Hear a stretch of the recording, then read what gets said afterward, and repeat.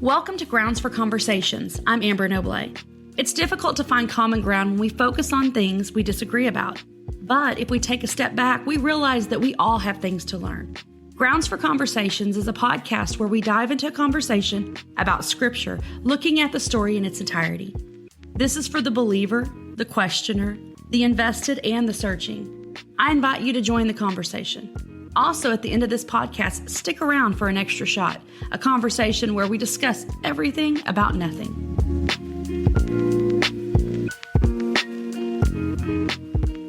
Welcome to Grounds for Conversations. Again, I have my special guest and friend, Aimee Raggio, with me, and we've been talking about misunderstood women in the Bible, and today we're going to hit one that is not about a particular woman, or is it?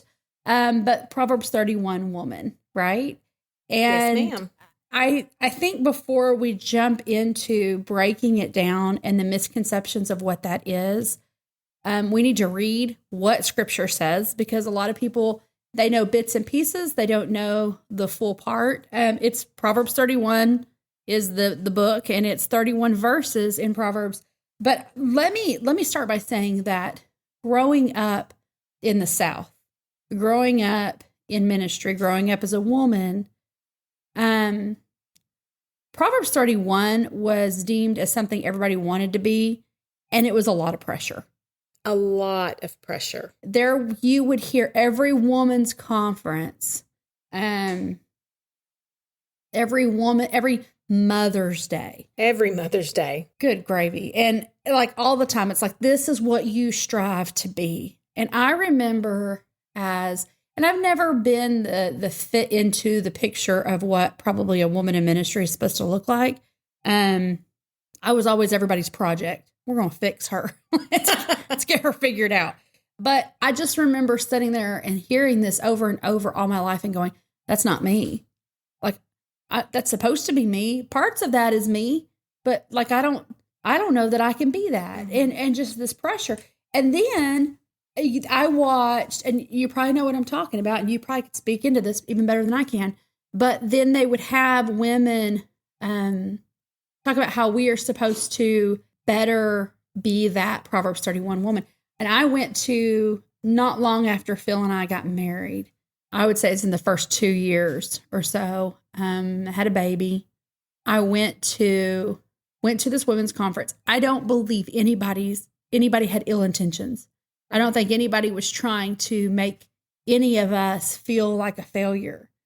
But I was in this sanctuary with several hundred women, and listening to them put this expectation of what we were supposed to be.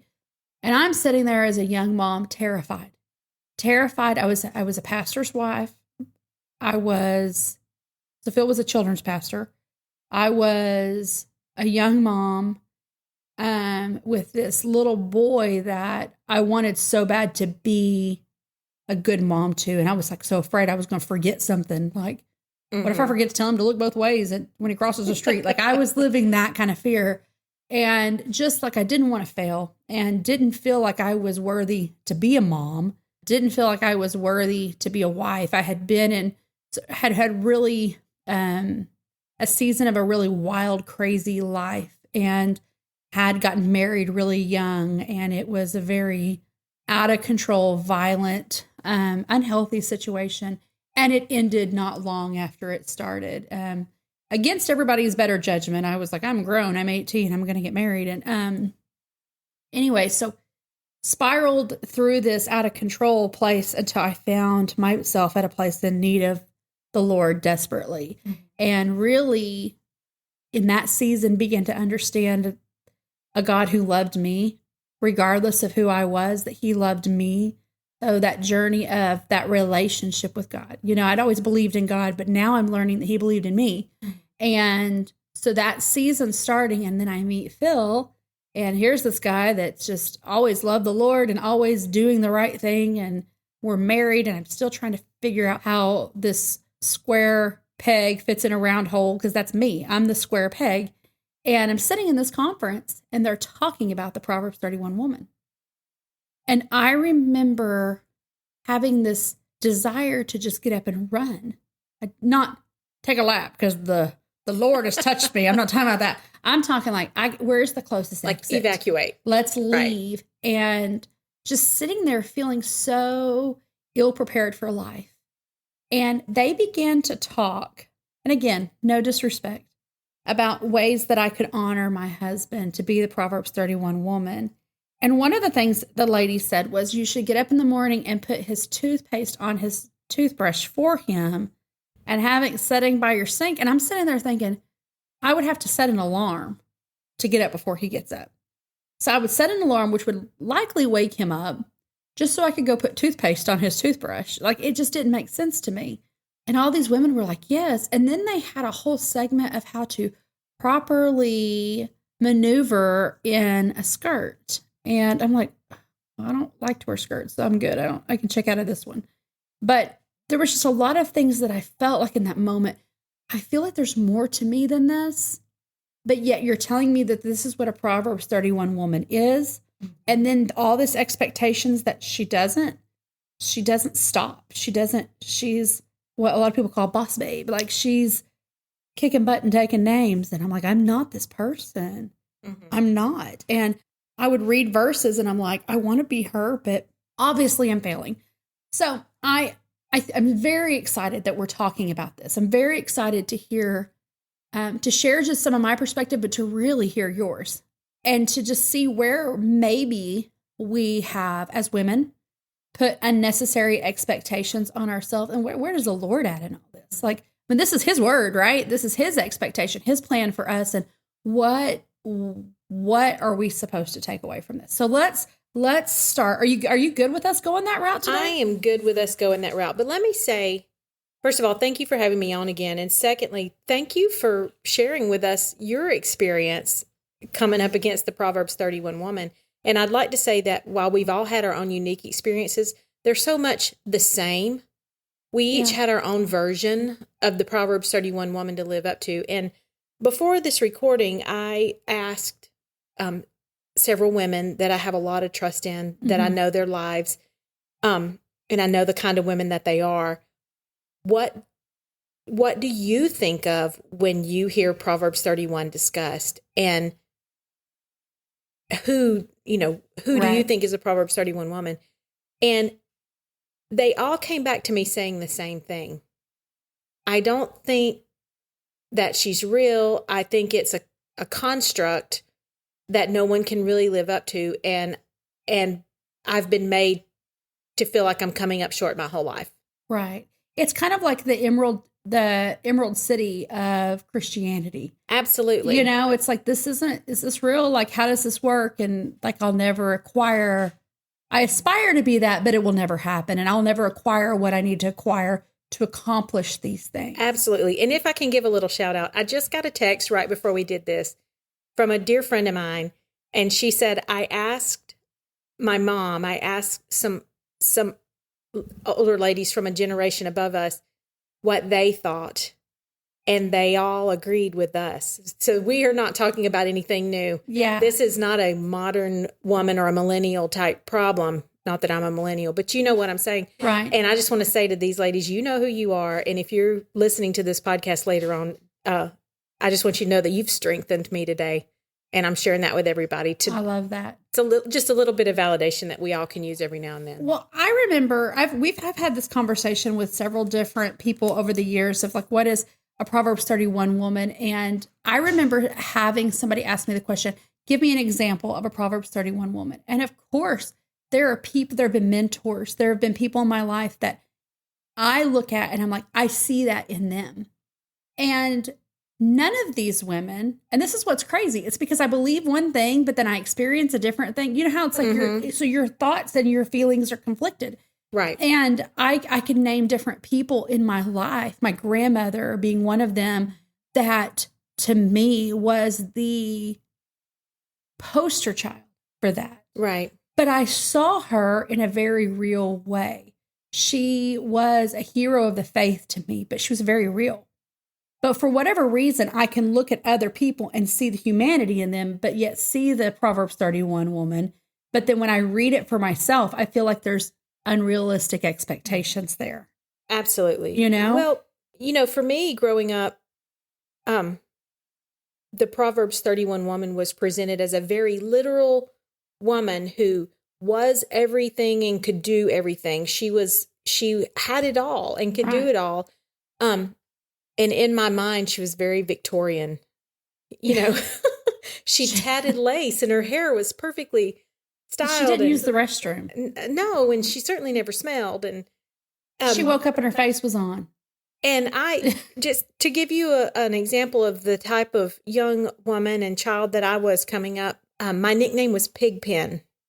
My nickname was after the little character in Charlie Brown who was always dirty. Oh, Aimee. And when I was little Alabama girl. When I wasn't referred to as Pigpen, I was referred to as Flaming Aimee because apparently I had quite the temper. So I was dirty and mean. And this is probably why we're friends now. Needless to say, I was not living up to the hand-tatted lace encased and monogrammed. Right. Did you ever read the books to your kids, Junie B. Jones? Oh, yes. Okay. Junie B. Jones was me as a child. And we went through living in the South, and I know you guys had it too. They called it different things. Charm school, etiquette school. Yeah, they have cotillion now. Well, it's been around, and I did all these things, and I hated it. And it wasn't that I was, and please don't misunderstand me. I think that a young lady needs to know how to carry herself. Absolutely. I am proud of the fact that if I sit down at a table and there are more than 2 forks, I'm comfortable. I know what to do. I would prefer to just have 1 fork or even eat chicken with my hands, but I can handle myself with 6 forks or however 9 million forks if you need. Absolutely. Like I can work that. But this is not about being anti being a lady or anti being feminine. I am a lady. I am feminine. It's about expectations from the world that this is what God wants you to be. It was more of a checklist, right? Absolutely. It was a bullet pointed list. It was not a measure of the heart. It was do these things and this is who you are. Well, it was a comparative guide. It was a 17 magazine quiz, if you will. Girl, I haven't thought about those in years. Well, now's your Thank day. you. Okay. Thanks for bringing that to my memory. There's probably a lot of women out there going, yes, that's what I believe too. And there's probably actually some men going, yeah, that's what I expected, real ladies were supposed to be like. Well, how many men have gotten the short end of the stick because they expected that and then their wives were not that and they thought their wives were failing when their wives were not failing? Or they were like, well, I thought you were supposed to be getting up early before me and making fabric. Or how many men thought that once they married the wild and outspoken young woman they fell in love with, that she was going to wake up the day after their wedding day and be meek and mild and making homemade bread and tatting her own lace. Or expected their wife to be what their mom was, and their mama didn't probably start out that way. Like, we forget that. Oh, no. Do you know what I'm saying? And thank God Phil was not, he had wisdom on his side, but his mama raised 14 kids because she raised her 7 and his 7 cousins. Mm-hmm. She cooked, she made everything, she farmed, she did all the stuff, and everything was made from scratch. And what do you want to eat? We're going to go out in the garden. Do you want asparagus tonight? Well, let's go get it. Go pick it.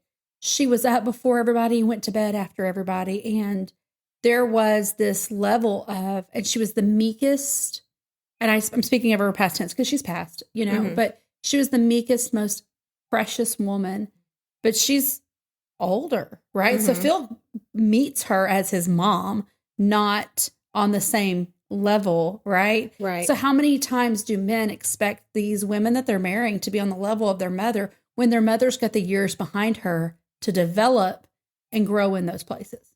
Absolutely. Also, you're seeing your mother through a different lens than you see the woman that you want to marry. Right. With that said, I think that's actually a good segue as to who exactly was the Proverbs 31 woman according to Proverbs Scripture. 31. Okay, so let's start in, I'm going to read it actually in the NLT translation. Okay. So if people are looking at it and they're going, that's not what mine says, we're in the New Living Translation. Starting in verse 10, it says, it's talking about a wife of noble character. Who can find a virtuous and capable wife? She is more precious than rubies. Her husband can trust her, and she will greatly enrich his life. She brings him good, not harm, all the days of her life. She finds wool and flax and busily spins it. She is like a merchant ship, bringing her food from afar. She gets up before dawn to prepare breakfast for her household and plans the day's work for her servant girls. She goes to inspect a field and buys it with her earnings, and she plants a vineyard. She is energetic and strong, a hard worker. She makes sure her dealings are profitable. Her lamp burns late into the night. Her hands are busy spinning thread and her fingers twisting fiber. She extends a helping hand to the poor and opens her arms to the needy.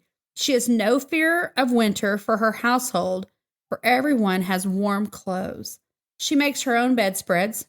She dresses in fine linen and purple gowns. Her husband is well known at the city gates, where he sits with the other civic leaders. She makes belted linen garments and sashes to sell to the merchants.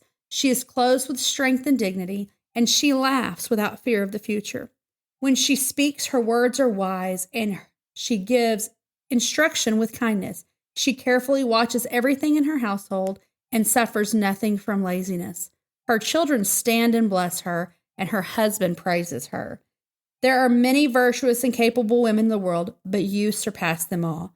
Charm is deceptive and beauty does not last, but a woman who fears the Lord will be greatly praised. Reward her for all she has done. Let her deeds publicly declare her praise. It's like, wow. Yeah. Wow. Those are a big pair of Louboutins. Yes, ma'am. Just saying. Yes, ma'am. And realistically, I remember the verse that stuck out to me the most, her children will rise and call her blessed. I have 2 adult children that I feel like are pretty amazing, contributing people to society. We had hard seasons, the toddler years, the early years. And you know what? They were not rising and calling me blessed. So I'm like, well, I'm already failing because I'm putting my kids to bed at night thinking, dear God, they're finally asleep. They weren't waking up in the morning. And in my mind, this picture of being like, Mommy, thank you so much. You're such a good mommy. Well, that's not where they were at. So I'm feeling like I'm failing. Well, I can tell you exactly why they did not. Because you didn't robe them in scarlet and purple. I was supposed to be robed in that, not them. Listen. You Oshkosh your kids right out of your praises. No, just kidding. Gosh. Yep, you're right. Okay, so let's talk through some of this. I don't want anybody to think that that's, well, it's in the Bible, so it's got, yes, it is, but what's our perception versus what is reality? Okay. Well, okay? I think we've agreed that we had this perception that is somewhat daunting. She reads like a fictional character, but there's a reason why she reads as a fictional character. Because she is. Yes. You know, this is where we learn, as we learn like to read and reading comprehension, that context goes a long way. Right. So when we're studying the Proverbs 31 woman, we need to back up and look at those first 9 verses. Right. Which I did not read. I started at verse 10. So the first 9 verses, what are they about? The first 9 verses are instructions. They are memories from King Lemuel as he remembers things that his mother taught to him. They are instructions. To who? To a king, to a man. To a man. From his mother. The first 9 verses address his own behavior. Right. I think it's safe to say that it is implied that should his behavior be up to par, then these are the things that he's justified in looking for in a wife. Well, Proverbs 18, 22 says, he who finds a good wife finds a good thing. There is nothing that would lead anybody to think that a woman's supposed to be out looking for her man. And there might be a lot of people that are like, I disagree with that. Well, I've raised my daughter to believe that you run after God and you trust God and you put your hope and your heart into God. you will run into the person that God has for you. There's an old saying that says a woman should be so lost in the heart of God that a man should be pursuing God to find her. Right. And like we raised, and she saw the character in her daddy, right? Right. But we raised her to believe that, baby, you're not to be out there looking. You don't worry about that. He's going to find you because you're worth being pursued. And something to be found doesn't mean it's out in the open flashing its stuff everywhere. It is something that doesn't mean that we're not talking about she's in the back room knitting. Live your life. Travel, experience life. Go and be your own person. Be independent of the need for a man. Right. Be who God made you be. Discover yourself. Grow into the person God wants you to be so that when the one that the Lord has for you comes looking, he finds you where you're supposed to be. Right. And I told her, and people can disagree with me, and that's fine. That's the beauty of the grounds for conversations. We can all have opinions. But I told her, you pursue God and let him do this. It's going to save you a lot of heartache. And she had friends over the years that would lay in bed and cry themselves to sleep at night because the boy that said he loved them changed his mind. And I said, that's just not God's plan. That's not his best. That's not his best for you. So if before we get to Proverbs 31, if Proverbs 18 says, he who finds a good wife finds a good thing, that is a setup to understand how Proverbs 31 should be understood. Would you agree? Absolutely. Okay, I'll let you continue on with what you're saying. Okay, so the first 9 verses involve advice from this mother to her son on how to be a good and noble man. Then she says, let me describe a virtuous woman. Some different translations of the word that was translated to mean virtuous can also mean the same thing as noble. And it can also mean of high moral character. Right. But why do we look at virtuous as being something that is almost like, seems royal? Right. Right? And so then what happens when you're not from money? You're not from, you don't have status. That immediately, for most people, disqualifies them. Well, we're from meek living. I'm uneducated. So I'm not qualified to even fit this criteria, right? Well, I think we have to make the important distinction that we're not talking about nobility in terms of material possession, but a nobility of character. Right. Well, another word for virtuous is moral. Right. You know, like that ethical, upright, upstanding. When we read about the virtuous woman, I think it's important to note that the word that was translated from the original Hebrew to mean virtuous could have several meanings. One of those meanings is noble. The other meaning is valor. So when King Lemuel's mother was giving him advice on a virtuous woman, she may have also been giving him advice on finding a wife who is a woman of valor. And so So what does valor mean? Because I know that is a title of an essential oil out there. Just kidding. I mean, actually looked it up. Of course you did. And valor means courage. It means to be courageous. It means to be fierce and unafraid. Wow. Listen, there's a whole lot about being a wife and a mother that is going to be scary. Terrifying. And we need some courage here. Yeah. And you know what? I think that this is a good moment to go ahead and put out there. There's always people that are a step ahead of us, and there's people that are a step behind us. And there's a reason that Scripture is very clear that the older should lead the younger. Right. And I think that if you're a mom and you're past the toddler stage, you need to be there for the moms that are in the toddler stage. Absolutely. If you're an empty nester, speak into the lives of people that are not there yet. And if you're not there yet, take wisdom from people that are. You know, Right. we've got to learn that we're not meant to do life alone. And it's okay to say, I don't know. It's okay. Like everything that we've been talking about in these podcasts, we don't just turn on a mic and go. We've done our research. We've studied this out and we've discussed it together because it's important to say, look, we're not by ourselves in this. And we may disagree on some things, and that's okay. But we're not meant to be alone in life. And that doesn't, and you may say, well, I have no desire to ever get married. Guess what? That's okay. That's absolutely okay. You may say, I have no desire to ever have children. And there are people that will tell you that you are missing your calling. Shame on them. It's okay if you don't have that desire. Absolutely. And so I think, though, that we need to learn to surround ourselves with other people who are going to encourage us in the direction we're going in our growth, you know? Well, the Bible even commands that to us. Yes. The older women shall instruct the younger women, and not because older women know more or are bossing people around. It's just, we've been through some stuff. Right. I will tell you, and this, you may not agree with me on this, you might. I will not ask advice from people who do not have a good relationship with, like, I have young adult children. Mm-hmm. The next stage is having married adult children with grandchildren, right? And I refuse to take advice from people who have horrible relationship with their kids. Like, when my kids were little, parents of teenagers, that the teenagers were out of control, I didn't want their opinion.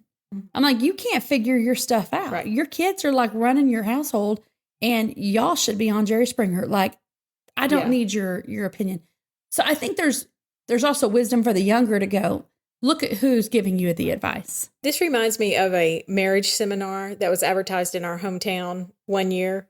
And this couple was going to come on and host this marriage seminar. And in reading about the couple to see if this was something that we wanted to partake in, I found out that the man had been married 5 times. Oh, Lord. And the wife had been married 3 times. And listen, I'm glad they found each other and it was working out. And they probably have a laundry list of what not to do. But I didn't really want to sit in a marriage seminar from somebody who had failed at marriage. Had failed that many times. Well, what about these? There's this, and you'll know who I'm talking about. I can't even think of their names. There's a young couple. They're influencers. Ooh. And they had been married like 3 months, and they were super young, and they made their money by being social media influencers. So they were going to be doing marriage seminars. I'm like, baby, your honeymoon stage is not even over. Yeah, you don't need to be giving advice to anybody about marriage when you don't even know, like, there's still dishes you've not even used yet from your shower. Like, no, absolutely not. Did you send your thank you cards out? Have you done that yet? That's right. So there's I think that that's something to recognize. And I love the way that you said she was giving him advice. Mm-hmm. Mamas, don't underestimate the value of speaking into your son's lives. Men, absolutely. I'm so thankful that my son has a godly father that teaches him how to be a man. But there is still a place in things that I can speak into his life on helping him be and look for. And, he's engaged now. My son's engaged. But in the season of life, in preparing, what kind of girl do you want to date?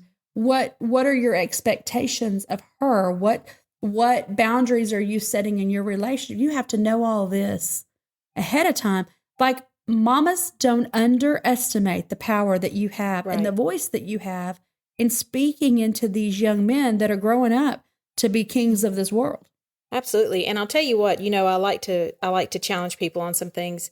So mamas and really daddies, if you're listening, of course, talk to your daughters about this, but talk to your sons. Absolutely. This was a mama talking to her son. Right. And she began to dispel some myths for him. Right. She was not giving him a checklist. Like, make sure you check off all these boxes before you bring a girl home to meet your mama. No. She basically was telling him that it starts with him. Right. It starts with you. Right. It starts with a man of good character.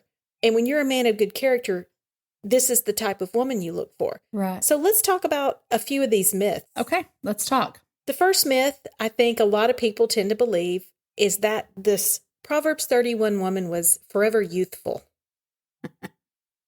She was not a Rod Stewart song. Forever young. Well, actually, I think the first myth you already hit was she real? She was not real. Okay, so that we already talked about that, and I think that we touched on it, but I think we need to make sure people understand this was not a specific person.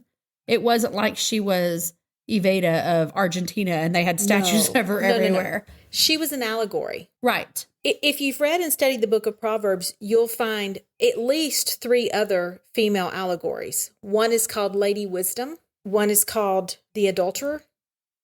These are all women allegories that were used to teach a lesson or to give a proverb. Hence Proverbs, right? Hence Proverbs. I was speaking with another friend of mine, and she was saying Proverbs are tropes, they're scenarios, they're moral lessons. I kind of think of like Aesop's fables. That's exactly what I was about to say. They're not any less true or applicable to our lives, but we're not talking about literal, actual things or people going on here. So, well, and Jesus spoke in parables. Absolutely. Right? It was to say, this is not defined by one particular thing, but let me give you an example. That's right. And so that's what we're talking about here. We're talking about an example. We're talking about the Proverbs 31 woman who is an allegory for some really good things to look out for when choosing a wife. Right. And not only was this just any young man, this guy was a king. Right. Or about to be a king. And you know what? I think that's something that we've got to start recognizing, that not to put your kids on these pedestals to make them think that they're going to take over the world, but we need to raise our kids with the understanding that they've got a purpose. So even if you're not, quote unquote, royalty, right, we need to speak to our kids as if they are. Because there is a destiny on their life. There is a calling on their life. Mm-hmm. There is a purpose in their life. And whatever that purpose is, our job as parents is to equip them to walk in the fullness of that purpose. Mm-hmm. And if you're listening and you're like, again, lady, I'm not having kids. Do you have nieces and nephews? You have a role in that. Are there kids in your life? You speak to the purpose and the potential that's on their life. Well, more so than that, whether you have any children at all in your life, nieces and nephews, who are you influencing? Someone's walking behind you. Right. Someone's watching you. Right. We are living testimonies. We are witnesses to the goodness of God and His creation. Mm-hmm. And regardless of whether we gave birth or share DNA with someone or not, we influence the kingdom. Right. Just by our being here. Exactly. Okay, so the first one was that she wasn't real. Wasn't real. Okay, now your second one, and that was what? That she was not always young. She was not eternally youthful. This young man did not find a girlfriend who possessed all these qualities. Right. She could grow into these things. Right. First of all, we know that when she's described as a virtuous wife or a wife of valor, that her husband and her children rise up and call her blessed. So we know at the very least her children were old enough to get up on their own and speak. Well, and they were past the teenage years because, let's be honest, again, like what I said, how many of you out there with teenagers, your kids have woke up in the morning late for the bus and they're like, Mom, thank you so much for waking me up at yours don't do that? 6. Well, no. They sure never did, when they were those ages. But you know what? Actually, now that my kids are older, there are things that like levels of gratitude and things they get now as adults that they didn't get as kids, that I'm seeing the fruit of my labor, that I thought, am I ever going to see this? It is very lovely when your adult child moves into their own house, and then you will inevitably get that phone call that says something to the effects of, I'm sorry, I never thanked you for how much you did. I didn't know how much work this was. I didn't know. I didn't realize how expensive groceries were. Right. I didn't realize, how expensive dry cleaning.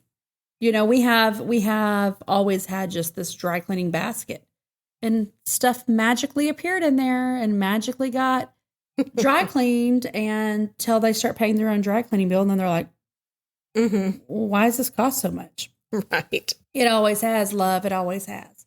You just didn't know. So this allegorical woman that's described here has some experiences under her belt. Yes.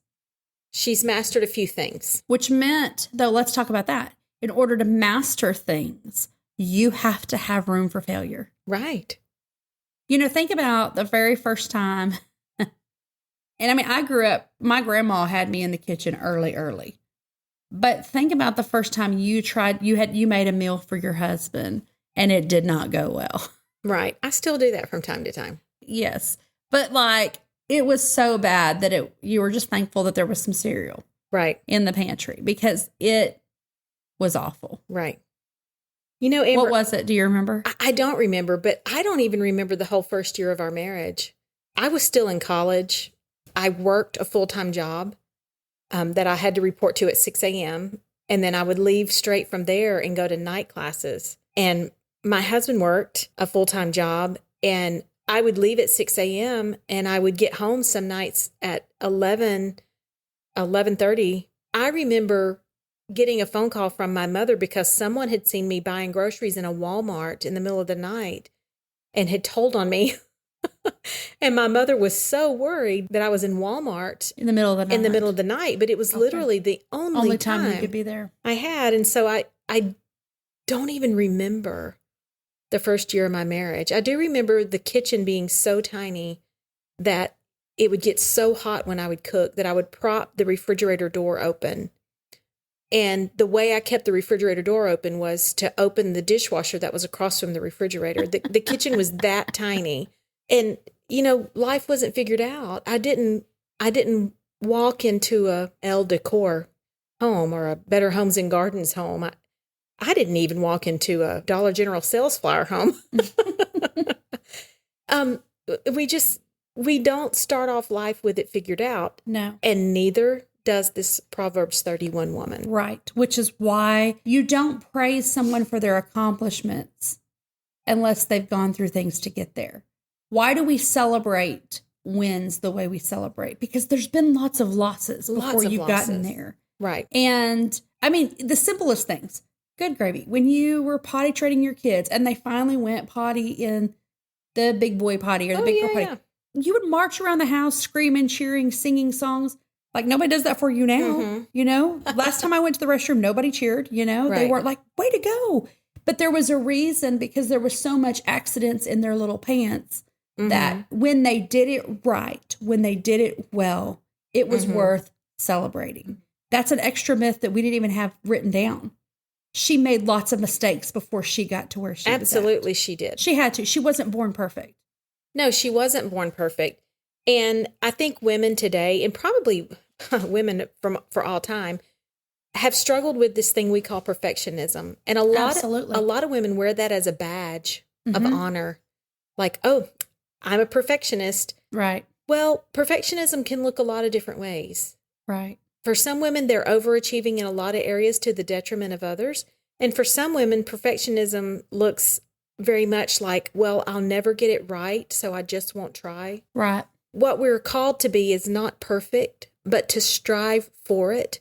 Right. I think God knows that's unattainable for us in the flesh. Absolutely. And understanding that even when you think you've accomplished it, there's still room to grow. Absolutely. Like we're always learning, we're always growing, we're always evolving. If you are ever perfect, then you're finished. Why stay here? Well, and if you think you're perfect, you make yourself not real and attainable to other people. Right. Like I know I talked about my grandma being that Proverbs 31 woman in my life, but do you know that I stayed every summer with them. Like I was super close to my grandparents. I never saw my grandma in the end of her life fighting cancer. Never saw her without a full face of makeup on. Really? Never, ever. And I mean, she would put that, and she wore it well. I mean, she'd get up in the morning and do her hair and makeup and have her house coat on, making eggs and bacon at 6 o'clock in the morning. What was she giving up, though, in exchange? Well, sure. Things you would have not known or seen. Exactly. Just the piece of just letting your face breathe. Right. You know, and letting your face breathe. Well, the other day when we were together, and I know you didn't mean anything by it, ugly. I know it was a compliment, but you said you always have your face on, or your makeup's always done. And I thought about that, and so like today, on purpose, I put my face serum on because I'm trying to keep my face from cracking, right? But I on purpose didn't put makeup on because I don't ever want to be. And I know when you said it was a compliment. Like, Amber, you have your face together all the time. But I wanted I thought about that because we've been studying out Proverbs 31 woman too. Mm-hmm. And I thought about, I don't want to be that person that can't just be myself. Mm-hmm. Even though I enjoy having my makeup done. Right. I enjoy having my face put together. I also want to be real enough to enjoy it when it's not. But what do you give up? What do you give up in exchange for having a full face of makeup on? Rest. Absolutely. So, case in point, I came to you today with freshly shampooed hair that was not blow dried. I came to you with wet hair because I chose to wake up naturally and without an alarm. Do you wonder what people are visualizing right now while they're listening? A drowned rat. Yeah, but the reality is it's not just rest. It's not just the physical rest of I got to sleep a little longer. It's also the peace of mind to go, if you are really my friend, if you are really part of my life, or if we're really in relationship, if we've got this commitment, we're family, can I be fully real? Because let's be honest, when you can't fully be yourself, it's exhausting. Right. There is nothing more freeing than having somebody that you love enough that they can come into your house and there's still dishes in your sink. Absolutely. And we've talked about this before. I struggle with that. That's why I don't want people to come early, because I want stuff to be done. Right. But I felt like for me today, that was such a big deal. Like, I'm gonna shower, I'm gonna brush my teeth, I'm gonna wash my face, I'm gonna put my serum on, and then I'm gonna leave it alone and just be there. Well, thank you. I didn't say that for a compliment, but girl, I'll take it. I'll give it. But okay, so yes, rest. So old. She went through some stuff. The girl's seen some things. She's seen it all. She's seen some things. Okay, next one. What's your next myth, you think? That she was a specific woman. I think we kind of addressed that in saying that she's an allegory. Right. So let me tell you this. She's not out there. No. Let yourself off the hook. She's not out there, but every single one of us have parts of her in us. We all have this potential. Yes. We may not all of us. We may not have all of this potential at the same time on the same day, but at different stages in our lives, we have potential for all these things. Do you know what? I saw this thing a while back, and I got so tickled at it because I related. This mom had told her kids to go to bed and go to sleep, which I grew up, my sister and I are 18 months apart. And so for a long time as kids, we shared a room. And I think the reason my parents made sure that I end up having my own room was not so that I had independence. It's because they were tired of telling us to go to sleep. Because we would lay in bed and talk all night long. And we were in bunk beds and we would just giggle and giggle and giggle. And so when we got separate rooms, my sister, which she is a better person than I am, she's just so intentional. She's a gift giver. She's super aware. She went out with her own little money, bought walkie-talkies. Oh. So we could lay in bed and talk at night.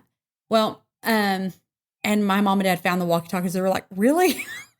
What are you girls doing? Well, I read this thing that this mom had told her kids, go to bed, stop talking, stop talking, stop talking. And 2 little boys. And she thought they were asleep. And so she took a shower and she put a face mask on, a green mask, and had her hair up in a towel. And she heard them in there talking. She busted that door open and she said, if I have to tell you one more time, don't you make me come back in here. And they got real quiet. And they laid there for a while real quietly. And one of the boys said to the other, who was that? He goes, I don't know, but I don't want her to come back. I thought that was so funny because those boys had never seen mom undone. So now we know why the Proverbs 31 woman's candle burned long into the night. Because she had to wait for her face mask to dry. Yeah. And she was telling those kids to go to sleep. That's right. Over and over. Right. Okay. The next one. What's another thing that's you said it. What about sleep? Yeah. She was not the busy boss babe that everybody thinks that she was. Right. Well, they talk about she was up before her family and her candle burned late.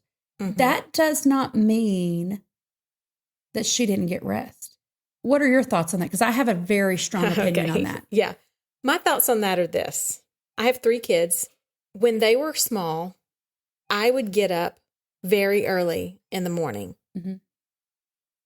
Not because of my noble character, woman of valor status or anything like that, but it was so that I could have the quiet house to myself. Right. I could drink my first cup of coffee.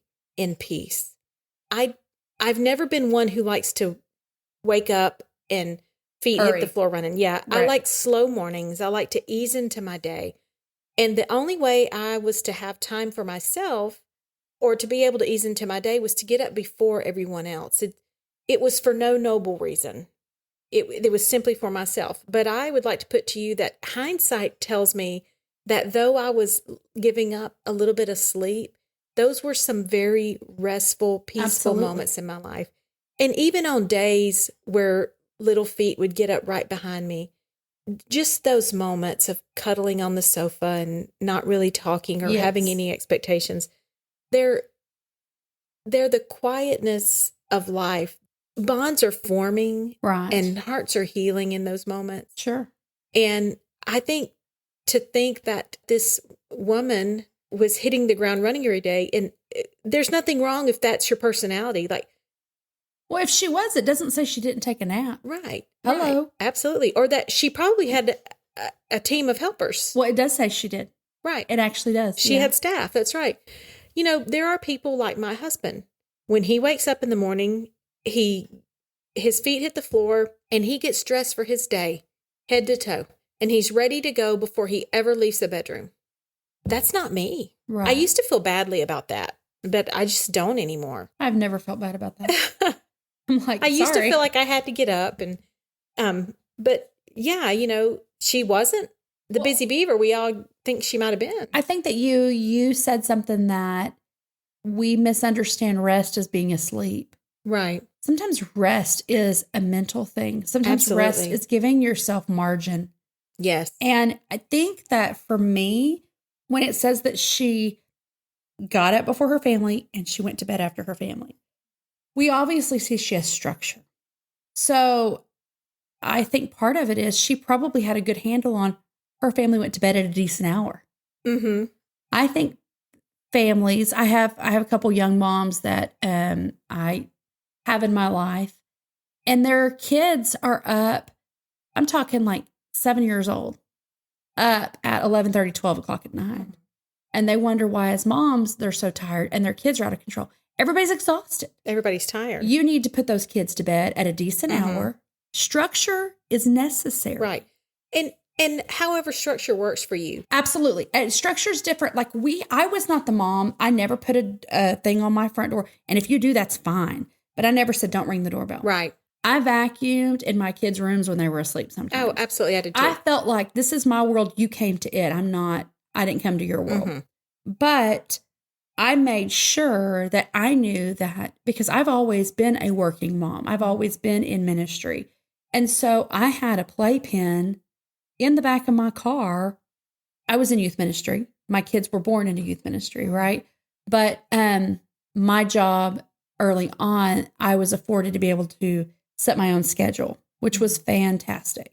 If I had to be at the office, if I had a meeting somewhere, and I knew that my babies needed to rest, I had a playpen. Right. I did not make them suffer because of my schedule, but I made sure that there was structure in the middle of my schedule. Right. And there are ways that we make it work. And I think that's exactly what this woman of valor did. Right. Listen, it takes a lot of courage to show up at work with a baby on your hip and a diaper bag slung over your shoulder. Absolutely, it does.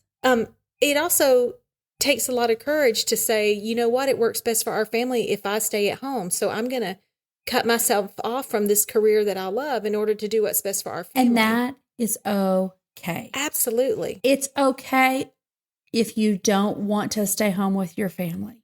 It is okay if you do want to stay home with your family. I will tell you what the noble and virtuous thing to do there, and that is to sit with your husband, consider this from all angles, and then make the correct choice for your family. Absolutely. And there's wisdom and counsel. Absolutely. You know, I have a friend that the job that she was in, the career she was in that she loved was not going, she had 2 kids back to back. And I said, you know how that happens, right? She's like, yes. In order for her to put her kids, her parents live far away and his mom lives far enough away that they could not help. In order for her kid to put her kids in daycare, she would be spending, and what she would spend in daycare for both of them, gas to get to her job because she worked in the city and all of the things that go with that. She basically would be making nothing in what it was costing to get them good daycare. And she decided, even though I love my job, I love it so much, is it worth all this? And that was super hard for her. And, she's young and she's like, but I'm an independent woman. I'm like, you know what that means? You get to make your decision. Independent means that you have a say in it. Right. You're not a slave to your children and your husband. You're not a slave to your job. This is a privilege that God's given you both to make a choice. And so she did. She sat down with her husband. They ran the numbers and they decided together she was going to step back from her career. Now, next year, her youngest one starts school. So now she gets to go back to work and she's so excited. But she said the other day to me, if you would have asked me when I started, I don't think I would have said this, but I'm so thankful I had those years at home with them.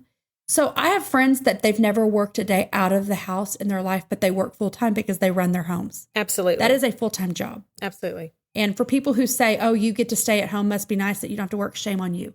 That is a full-time job. Your house stays clean if you're not there. If you're there all day, it does not stay clean. If you have kids in your house, it does not stay clean. You know that. Shame on you for thinking that a person is less if they do not work outside of the home. Right. But also, shame on you for faulting people who do work outside of the home. Right. Like, that's the beauty of this virtuous woman. It's like a Twix bar. Are you left or right? Like, it doesn't matter. They're both the same. Like, it's a great thing. You got to find what works for you. And you know what? I've been left and right at different seasons of my life. I've done it both ways, and there's not a right way and there's not a wrong way. But I think all that talk, we've talked a lot about husbands and families, but it brings up the next myth, and that is that the Proverbs 31 woman is married. Right. And a mother. Right. I know a lot of women, I'm thinking of one in particular right now, that are neither, but I would put them against anyone as a woman of valor. I'm thinking of one woman in particular right now. I don't want to say her name. She's a very modest and humble person, and she might be embarrassed, but she'll know who I'm talking about when I say this. She is married. Her husband is dealing with some health struggles of different types, and the burden of her home has fallen solely on her. They do not have any children. I have watched this woman with wisdom and so much grace care for the ways of her household the way that she should, without the support of a healthy and whole husband at this time. I know this puts strain on their home. I know this puts strain on their relationship. It strains their finances. He's unable to work. And yet she has not faltered to just exhibit grace. Right. The fact that she doesn't have any children doesn't subtract from the fact that she is noble, virtuous, and full of valor. If anything, I think sometimes, especially now as a woman having adult children, I have found that I have at times more of a support staff. Right. My relationship with my adult children is more of a mutually beneficial thing. It's very symbiotic, where that's not always the case when the children are small. And to go through this season of my life without my adult children could be difficult at times, but I see this woman do this on her own. Yes, there are outside people to support, but I don't know how much of that is happening because who can really understand? So the fact that she doesn't have children doesn't disenfranchise her from this idea of a noble woman. Right. Or a woman of noble character. And I know some single women, like my own daughter, and your daughter as well. These are young women who are showing a lot of promise-looking behavior in terms of ministry, just navigating this world and this life as single, albeit very young women. But I'm also thinking of another woman in ministry who is my peer, who's never been married and doesn't have any children. And again, I don't think they're disenfranchised from this virtuous character. Well, I am going to say a name because I think that the world should know her. There is a lady that I got to know on a trip to the Dominican Republic, and we we stayed together. We spent all this time together. Her name is Jan Ross. She's single and does not have children. She was former women's basketball coach for the University of Oklahoma and founder of Sooners for Haiti. This woman has mentored, invested, and discipled countless female athletes in their walk with Christ. Oklahoma was a season for her, but like Sooners for Haiti, she was taking football players and track athletes and volleyball players and watching and knowing her and the investment she's made. She was married to basketball. That was the career she chose. She used it to glorify God. Absolutely. Dynamic athlete, dynamic coach, dynamic person. And for me, it's an honor and a privilege to say, I know this woman because of the character she walks in. And I remember we had just got back to the little place that we were staying, and it was hot, and we have all these fans running and sitting there drinking our ice water, just glad we're kind of back inside. And she gets a phone call from a former athlete. There was a student that was now playing basketball. See, women's basketball and men's basketball is a little different. The WNBA does not touch the cost of what like the NBA pays. So women make better money if they play overseas. Right. So she has this girl that is young and is playing in Europe, making really good money as a professional basketball player. And not to ever say the girl's name and not to snoop on the conversation. I listened to Jan pastor her. I listened to Jan mother her. I listened to Jan encourage her. I listened to Jan correct her. And I listened to Jan then give her the freedom to say, but now you have to make that choice. And to me, that was not about a woman who gets up and makes breakfast for her kids. It's a totally different level of the Proverbs 31 woman. And I just was like, Jan, I want to be like you. And she laughed. She said, oh, what, like sitting here sweaty and hot and wishing that you could take a cold shower and go to bed? I'm like, yeah, exactly.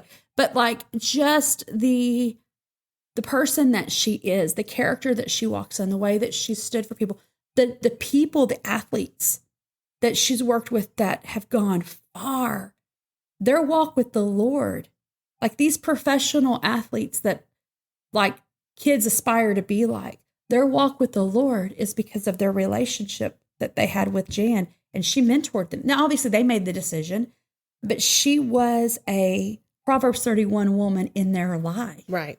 And I didn't ask her, and it's who cares? Did she ever want to get married? Did she ever want to have kids?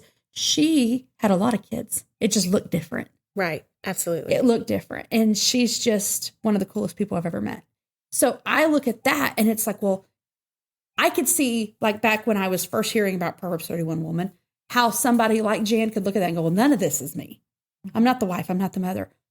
But yes, because it is an allegory. Yes, you are. Right. You are all these things. You know, you have the potential to be all these things.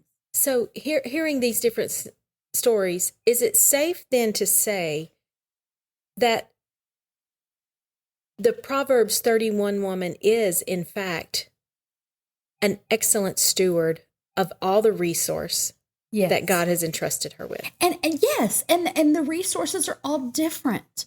Material resources, personal resources, giftings, callings. Absolutely. I love to entertain. I love to have people in my house. I do not have the gift of hospitality like you do. I just don't. I can cook. Yes, I can. I believe I'm a fairly decent cook. I can entertain and I enjoy it. I do not hold a candle. And I'm not just saying this to fluff you up. It's the truth because it's your gifting. I don't hold a candle to what you can do and the way you make people feel loved and appreciated. You're going to make me cry. No, well, don't cry. But I mean, I'm just saying, like, that is your gift. And you know where I hurt myself is when I try to be you.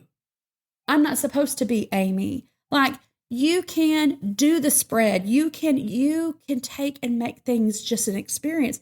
And because I'm somebody who loves the experience, we've talked about this before. I'm not a foodie. You're not a foodie. But we enjoy good food with experience. Absolutely. I'm not limited to like, I can go high dollar, high end, and I could go street taco at a truck that I'm not sure is legal. Like I can do all of it. As long as it's not a buffet. Fact. But that it's, or meatloaf, but that it's an experience. And that is an experience is the ministry side. And that is something I've watched you do. You reach people through your hospitality. When Hurricane Harvey happened, our neighborhood was completely flooded. We did not flood, but we're in the very middle up high.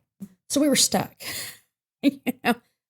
But I remember you guys had all kinds of people that you didn't even know in your home. Mm-hmm. We put it out on our we opened our home, and there were people that couldn't get to us. We were making food and sending it out. Mm-hmm. And I would have opened my home because it was the right thing to do. You opened your home when I talked to you. You acted like you were so excited about this party you were having. And I'm like, girl, you don't know these people. They're staying in your house.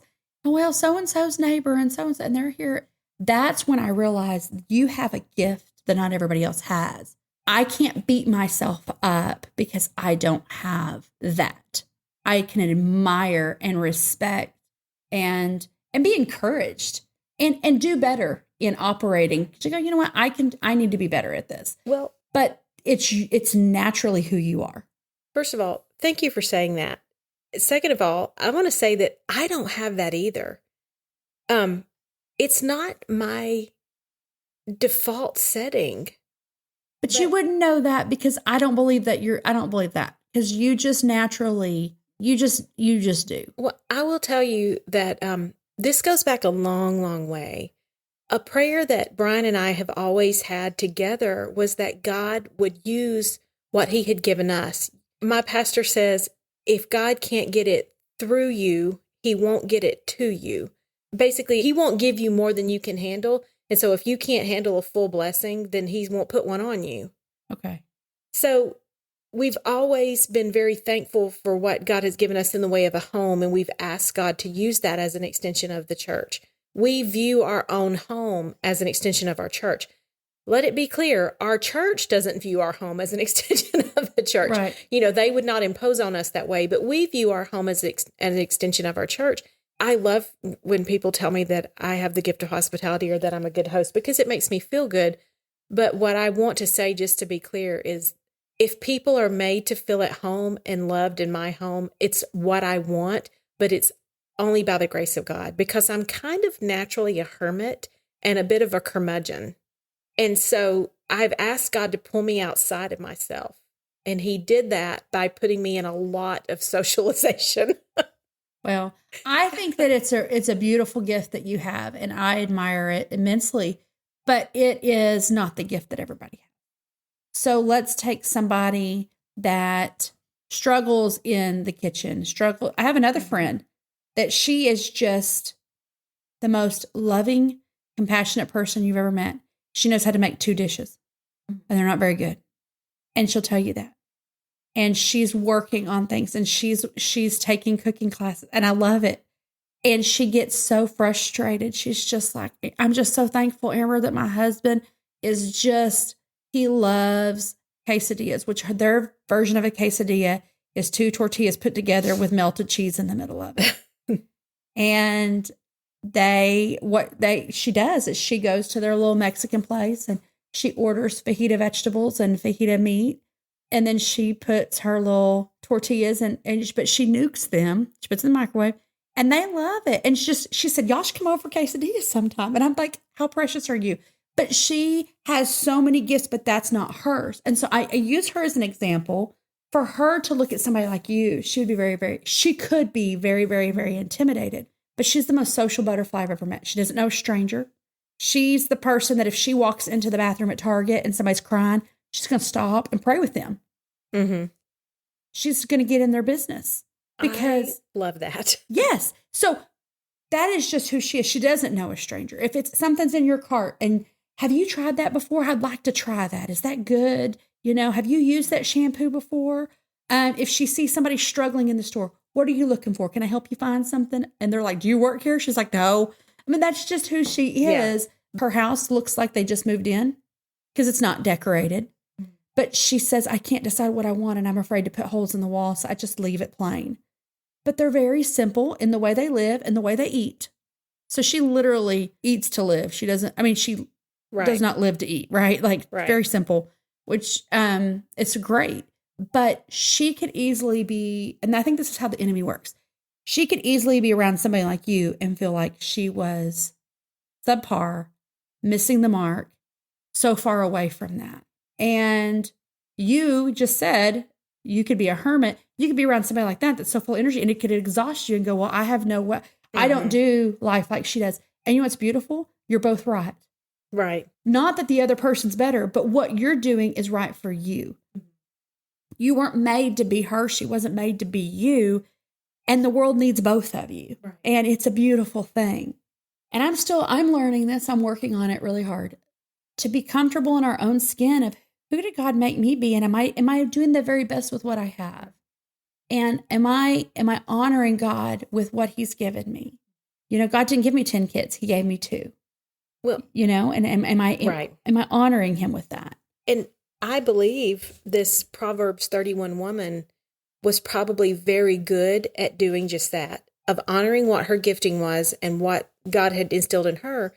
But we read in the verses that says that she looked well to the ways of her household. They were clothed in scarlet and purple. They all made coats. You know, she made coats for them all. And I don't think that she was literally weaving cloth and sewing the clothes for everybody in her household. She may have well been, and if that's your gifting, I think it's a beautiful thing, and I say run with it, sister. If I make you an outfit, will you wear it? Probably not. Okay, because I don't know how to sew on a button. Did you know that? So it's going to be made with that. You know, I knew that. No. You know that tape that you iron? It's going to be like a wedding shower with toilet paper. Do you know what I'm talking about? It's yes, that tape fusible webbing. Yeah. Yes, I would close I would put all your clothes together and iron it like that. Well, it'd be good as long as it didn't warm up outside. Oh, but I think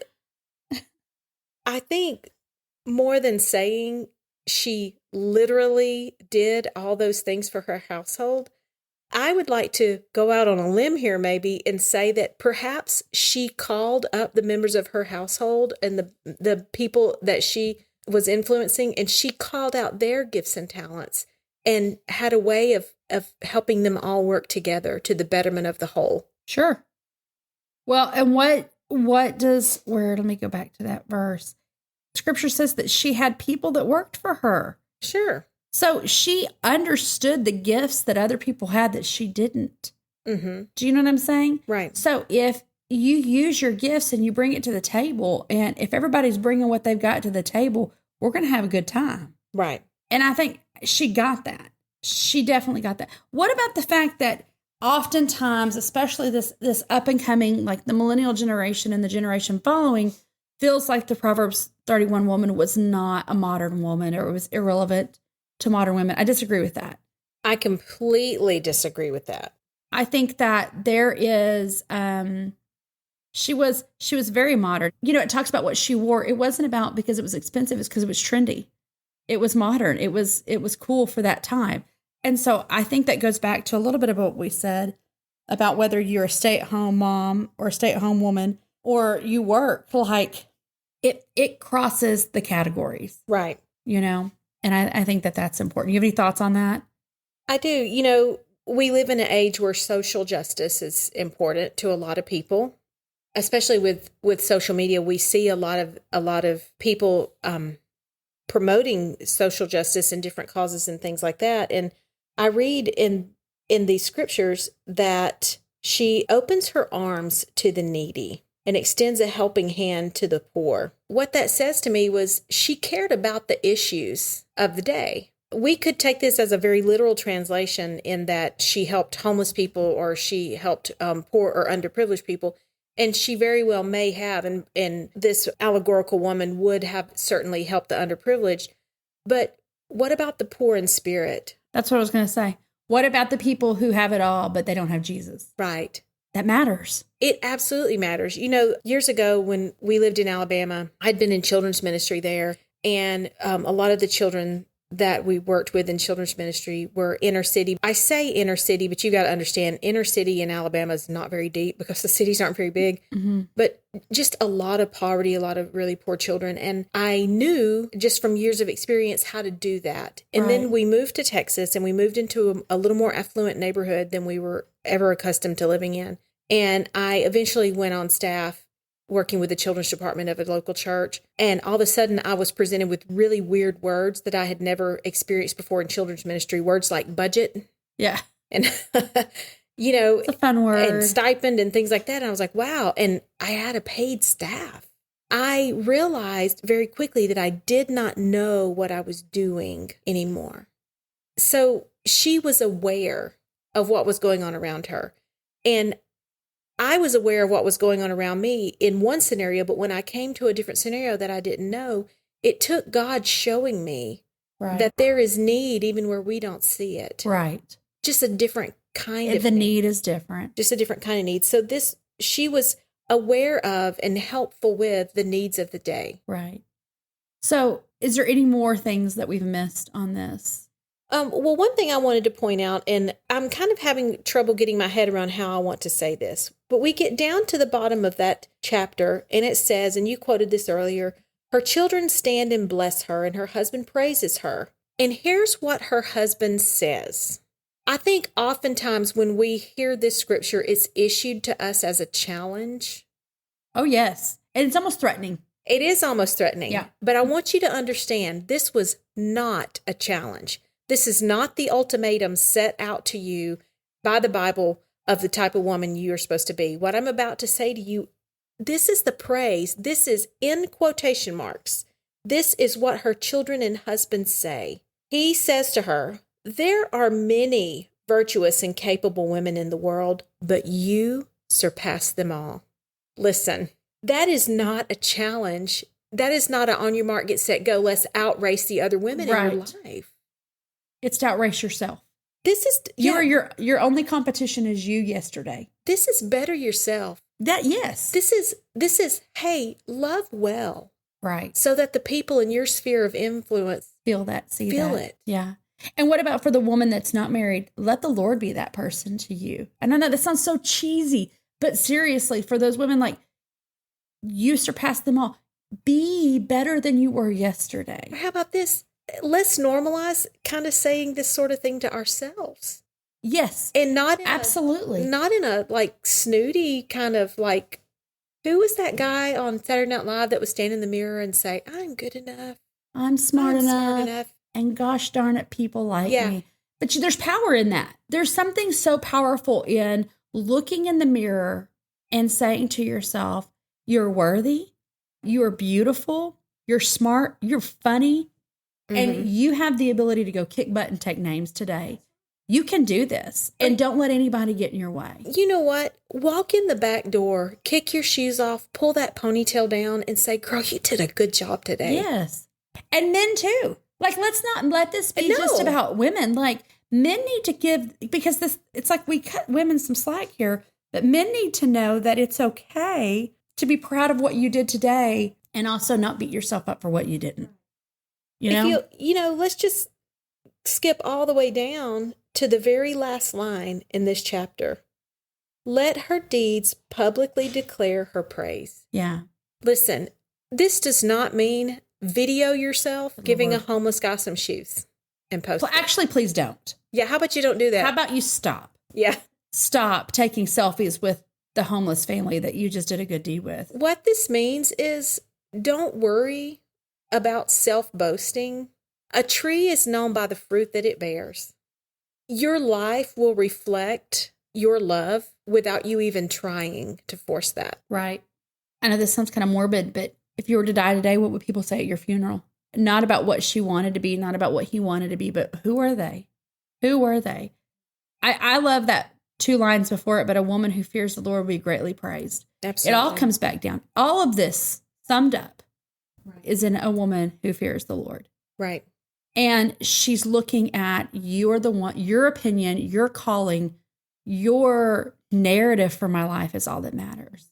And really, if I focus on that, if I focus on being Amber and who God called Amber to be, and I worry less about is Amber doing as good as Aimee, I'm going to succeed. But if I'm looking at all the things that you're successful in, instead of me rejoicing and celebrating your successes, I become envious of them. We all need to learn to stop comparing and celebrate.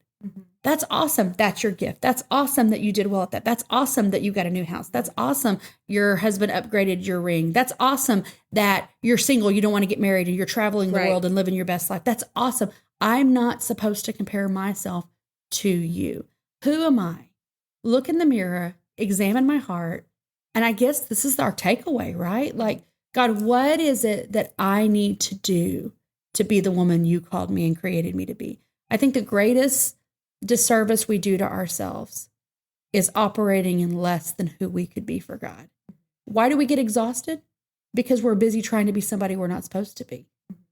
Exhaustion comes from running a race we weren't meant to run. Absolutely. But when you're busy trying and growing and developing yourself to be who you're supposed to be, that's exhilarating. That gives you energy. That gives you strength, because then you're not busy comparing. You're resting. You're resting in that. You're leaning into, that's not my thing. That's not my scene. I don't jive with that, but it's cool that you do. And I'm okay with being who I am. I have things that I love that I think are cool and styles that I love. And none of my friends look like that or look like me or dress like me. And it's kind of a motley crew looking. If I brought all of my closest friends together, a lot of them are similar in the way they look. I don't look like them. Mm-hmm. And I'm okay with that. Right. You know what I'm saying? I'm not going to lie. It took me a long time to get there. It took me a long time. Well, and it doesn't mean I don't still have moments where I have, wait a minute, should I be dressing like that? Should I be dressing my age? I don't know what that means. Like, dress your age. Like, how about you just dress your weight? And is it comfortable? Yeah. Cool. You do that, Yeah. Well, I think one of the big takeaways for me is just to kind of go easy on ourselves. We're not going to get all these things right on every day. And some days we're going to get none of the things right. Right. And I think it's okay. I think we just need to stand back, take a look at it and go, you know what? I'm trying. I'm doing this. Well, that's the key. Try. And do better. Do your very best every day. Every day. And start over fresh the next day. That's right. And surround yourself with women who are where you're going and women who aren't where you are yet. Build a team of strong women and strong people who have like minds and who have very different minds, but learn from one another, encourage one another, and take those things into each area of your life and see what you can use and see what you can make better. Right. And I would say not just women that are where you want to go or that are not where you're at, but women that are for you. Absolutely. Women that are for you on the good days and the bad days, that look at you and believe in the call of God on your life and the value that you bring to the table. That's huge. I think that's very huge. And I think it's kind of what we can hope for. Absolutely. Well, I'm excited about today, and I'm real excited about our extra shot. So y'all stick around. Thank you again, Aimee, for joining us. Thanks for having me.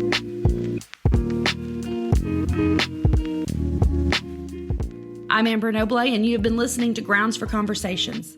To ensure you don't miss our next podcast, make sure you subscribe, rate, and review. Don't forget to hang around for an extra shot.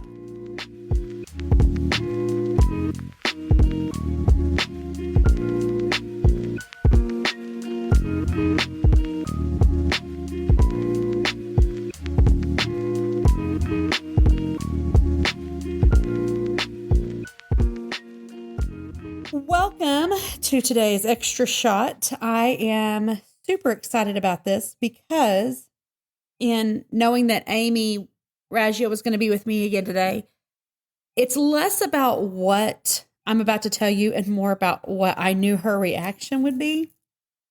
Because Aimee, I don't know if you know this about yourself, or I don't know if you know this about me and how I feel about you. I love to stir the pot with you. I love to say things and then just lean back and let you just go off on your thoughts. And your tangents and your opinions are some of the funniest things in the world to me. So I told you we were going to talk about this, and I hope that you didn't look any of this stuff up. I did not. Do you promise? I did not look any up. Okay. That doesn't sound too promising, but you're like, I did not look any up. Okay. What I want to talk about, my kids used to think this stuff was so funny, and it is funny. It is weird state laws. Now, you can Google this, and there's a million things out there, and we don't know what is actually real. But these are weird or outlandish laws that are actually on the books, whether they are enforced or not. Okay? Okay. Are you ready for I'm this? ready. Let's do it. You're all so excited. Okay. Alabama, the city in which you are from. It's a whole state. It's a whole state, Amber. Okay. Got borders and everything. I was reading this and saying that the city of Mobile may know how to throw down on Mardi Gras, but the use of plastic confetti is strictly prohibited. Another thing I read says that confetti is prohibited in Alabama.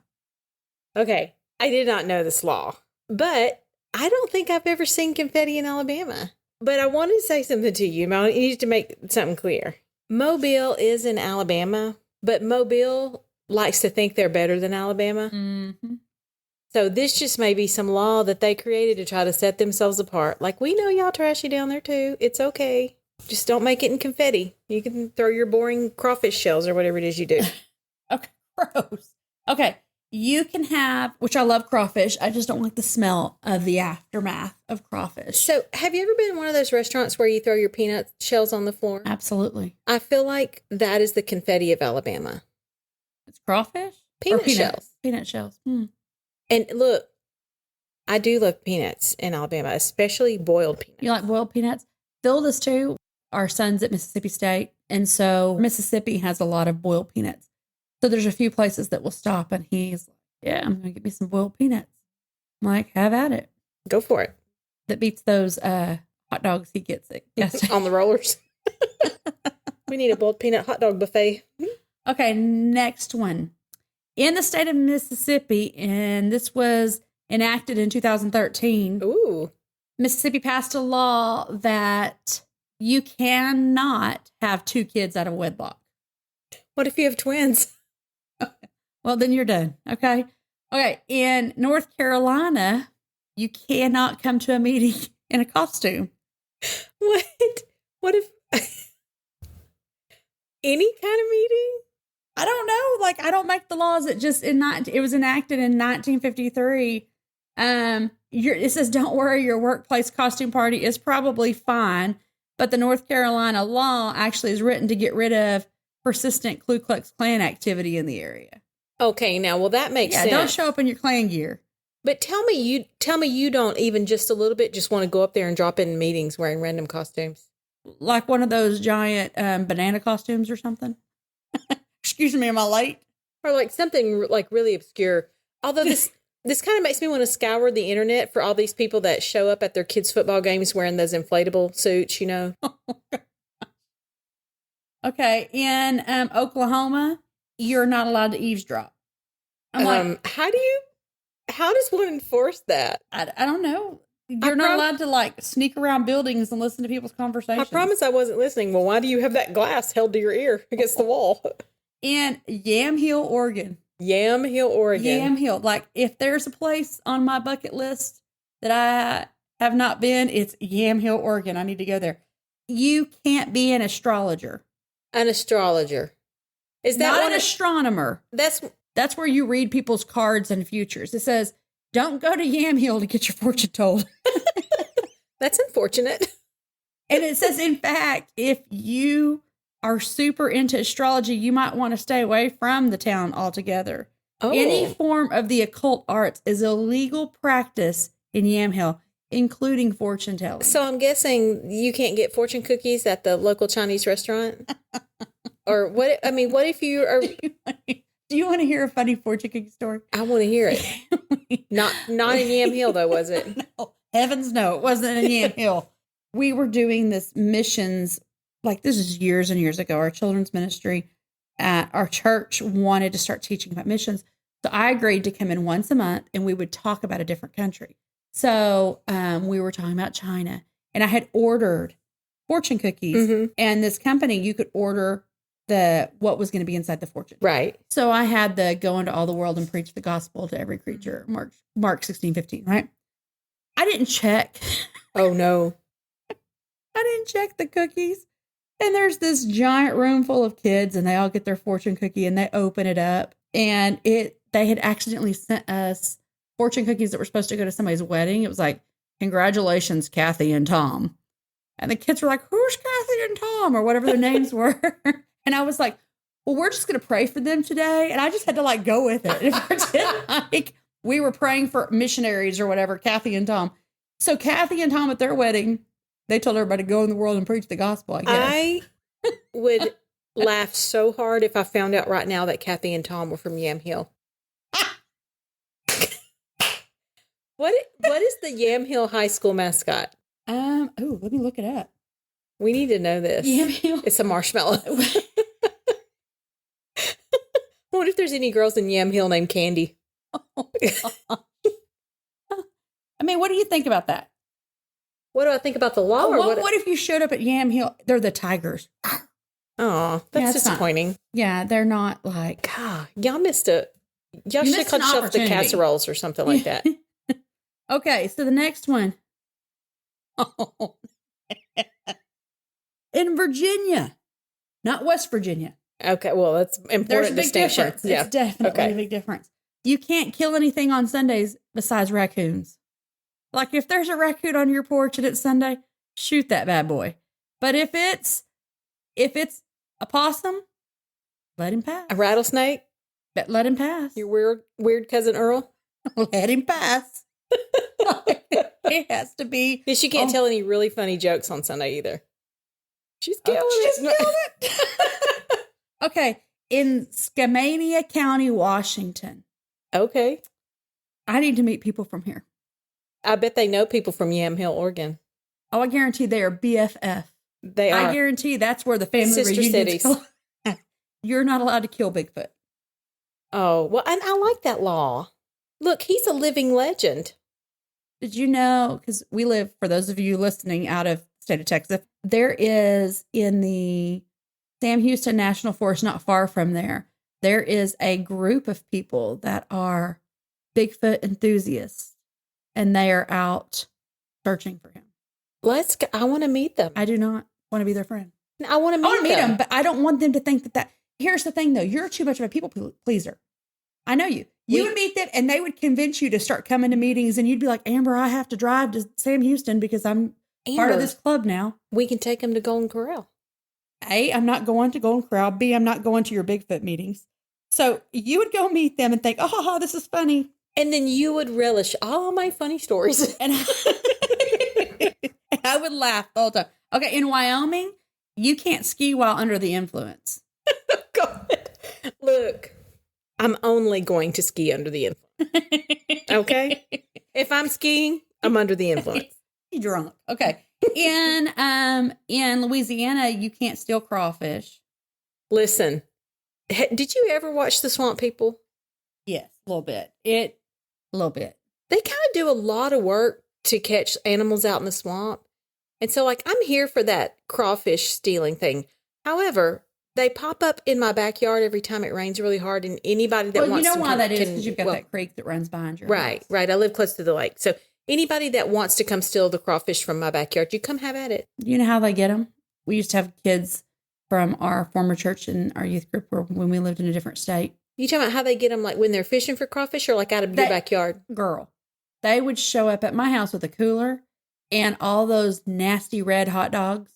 Do you know what I'm talking about? The red hot dogs? Yes. I guess because they were the cheapest. And they'd put them on a line and drop them down those holes. And Phil would mow the side acres. And within 12 hours, there'd be crawfish mounds everywhere because we live so close to the lake.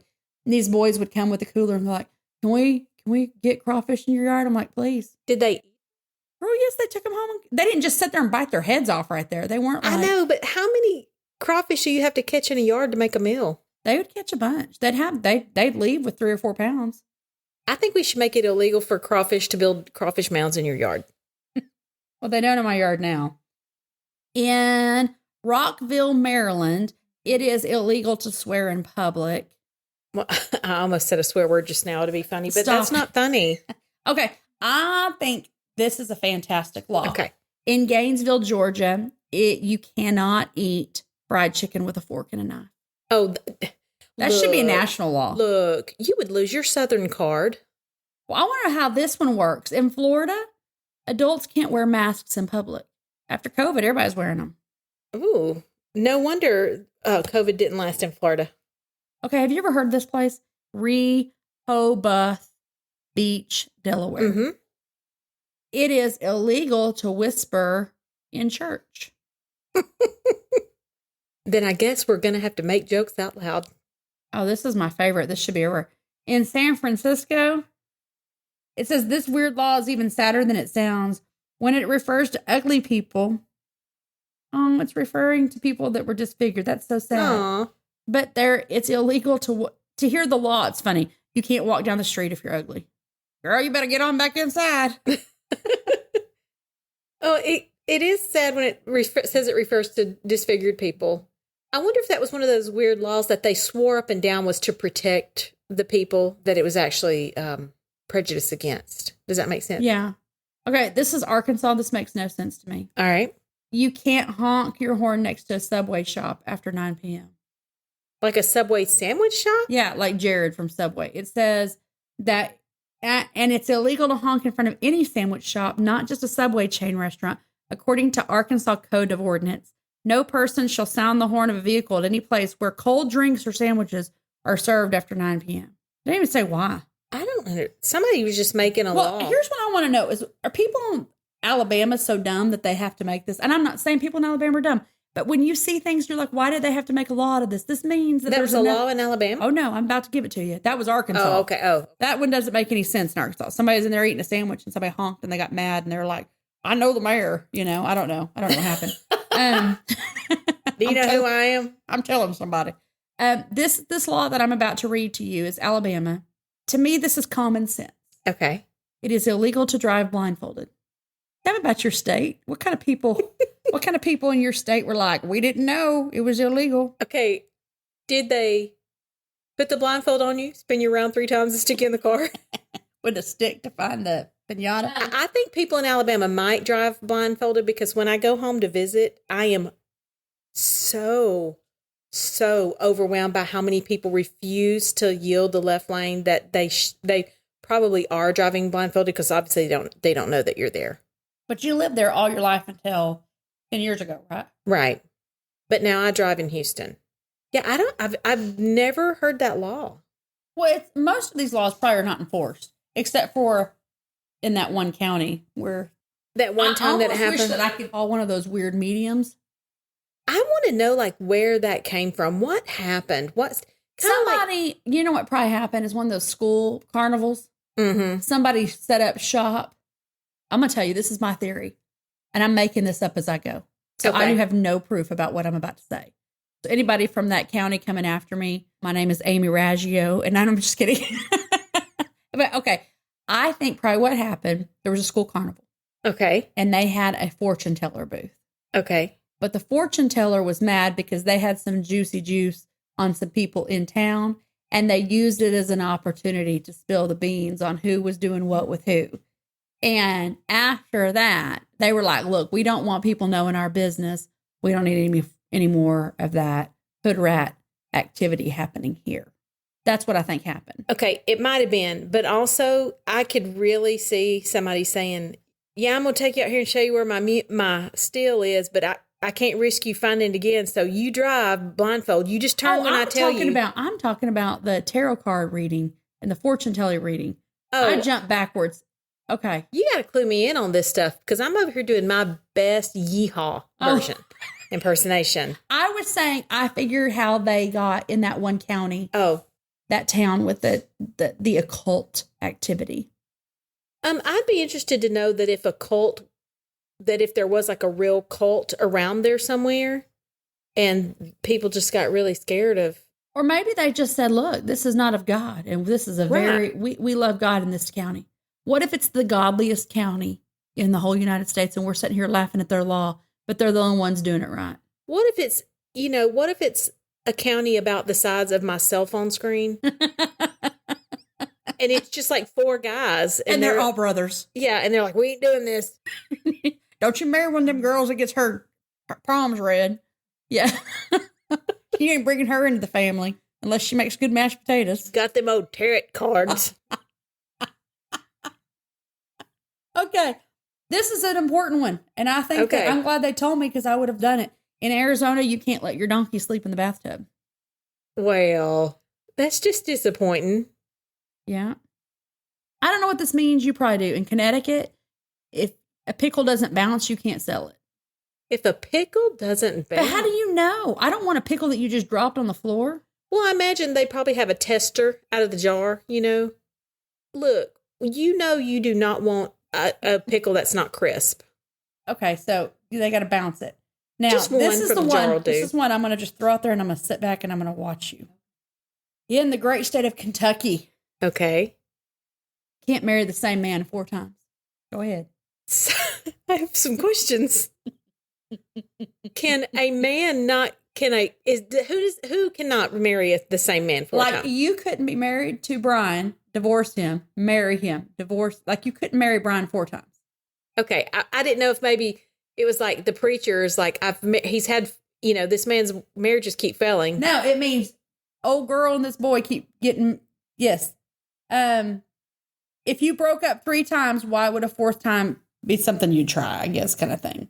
I guess if the 3rd time's not a charm, there's no point in going 4 times. You're just wasting ink in the records office while they're filing that marriage license, I guess. Why would you even do that? Why would you marry the same person 4 times? Look, I wouldn't marry the same person twice. If I'm not divorcing Phil, if he tries to divorce me, I'm going to be like, you don't get to do that. If he says, Amber, you're crazy, I'd be like, I know you knew this when you married me. So, Brian and I have been married a long, long time. 1,000 years. Yeah, 50,000 years. As my daughter used to say, 5 ever. So, you know, I just kind of feel like you earn your way into a marriage and you got to earn your way out. I agree. When there's nothing else wrong. Right. You have a great marriage. So he's in now for 27, 28 years. So by the time he earns his way back out with another 27 or 28 years, it's too late at that point. I think the key right there, not to take this too deep, is you earn your way in. People are too quick to just jump into marriage. Well, this guy, apparently, he'd put in some hard work 4 times. What if it was a law like when Jacob, you know, worked for Laban, for Rachel and then Leah? What if you had to work 15 years for your wife?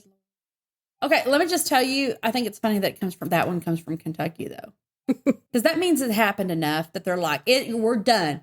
Look, you've married Ethel 3 times. This is it. If it doesn't work out, you're going to have to move on to somebody else. Or kill each other. Yeah. Okay. So this one I don't agree with. I think it's dumb. And I'm sure there's a method to a reasoning behind it. But in Louisiana, you can't surprise someone with pizza. You can't. Okay. I can't come to your house with a pizza and surprise you, or I can't surprise you while you have a pizza. You can't. I'm eating pizza, surprise.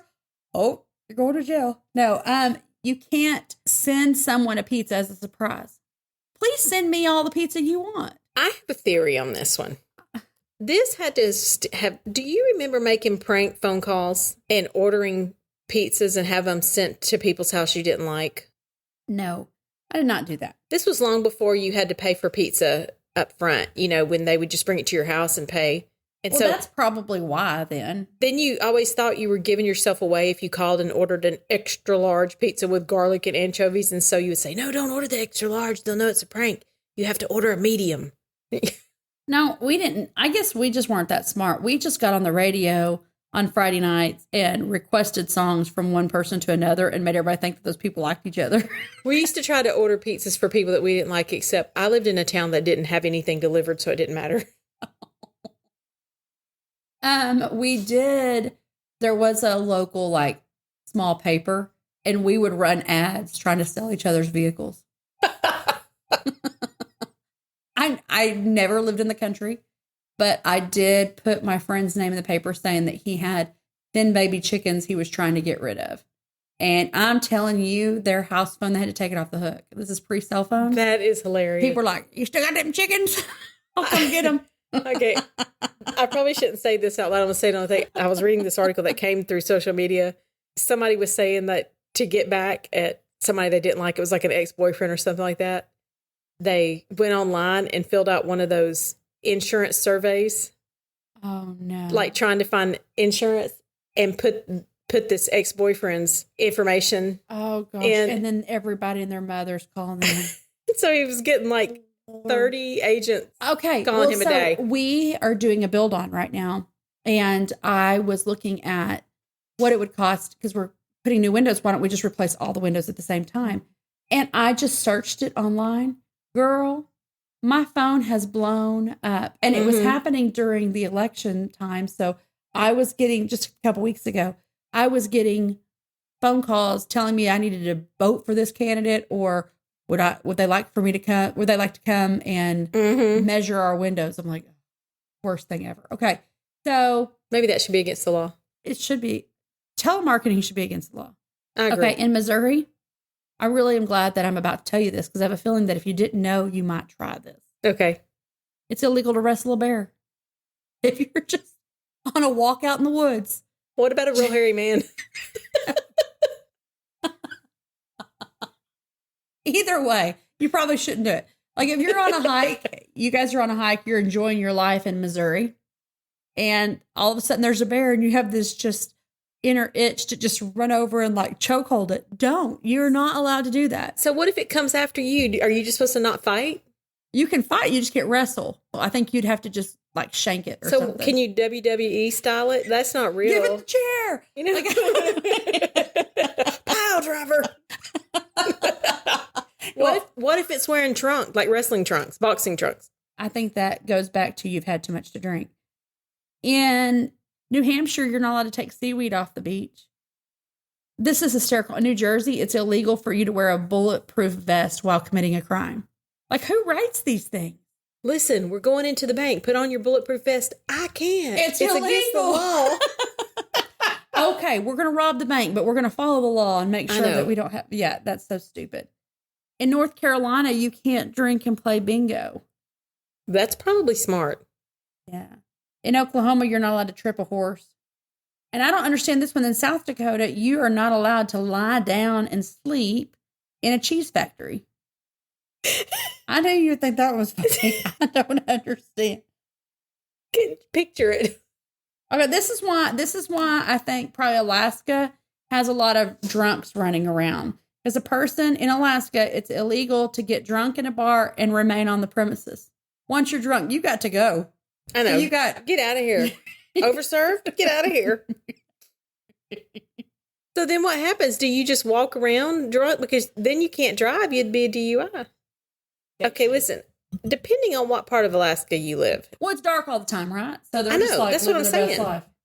These people who have to like homestead and like they spend the 3 months of warm weather, like preparing for the 9 months of cold, dark weather. Like, I think you get a pass on being drunk in public. What if people in Alaska can't actually get drunk?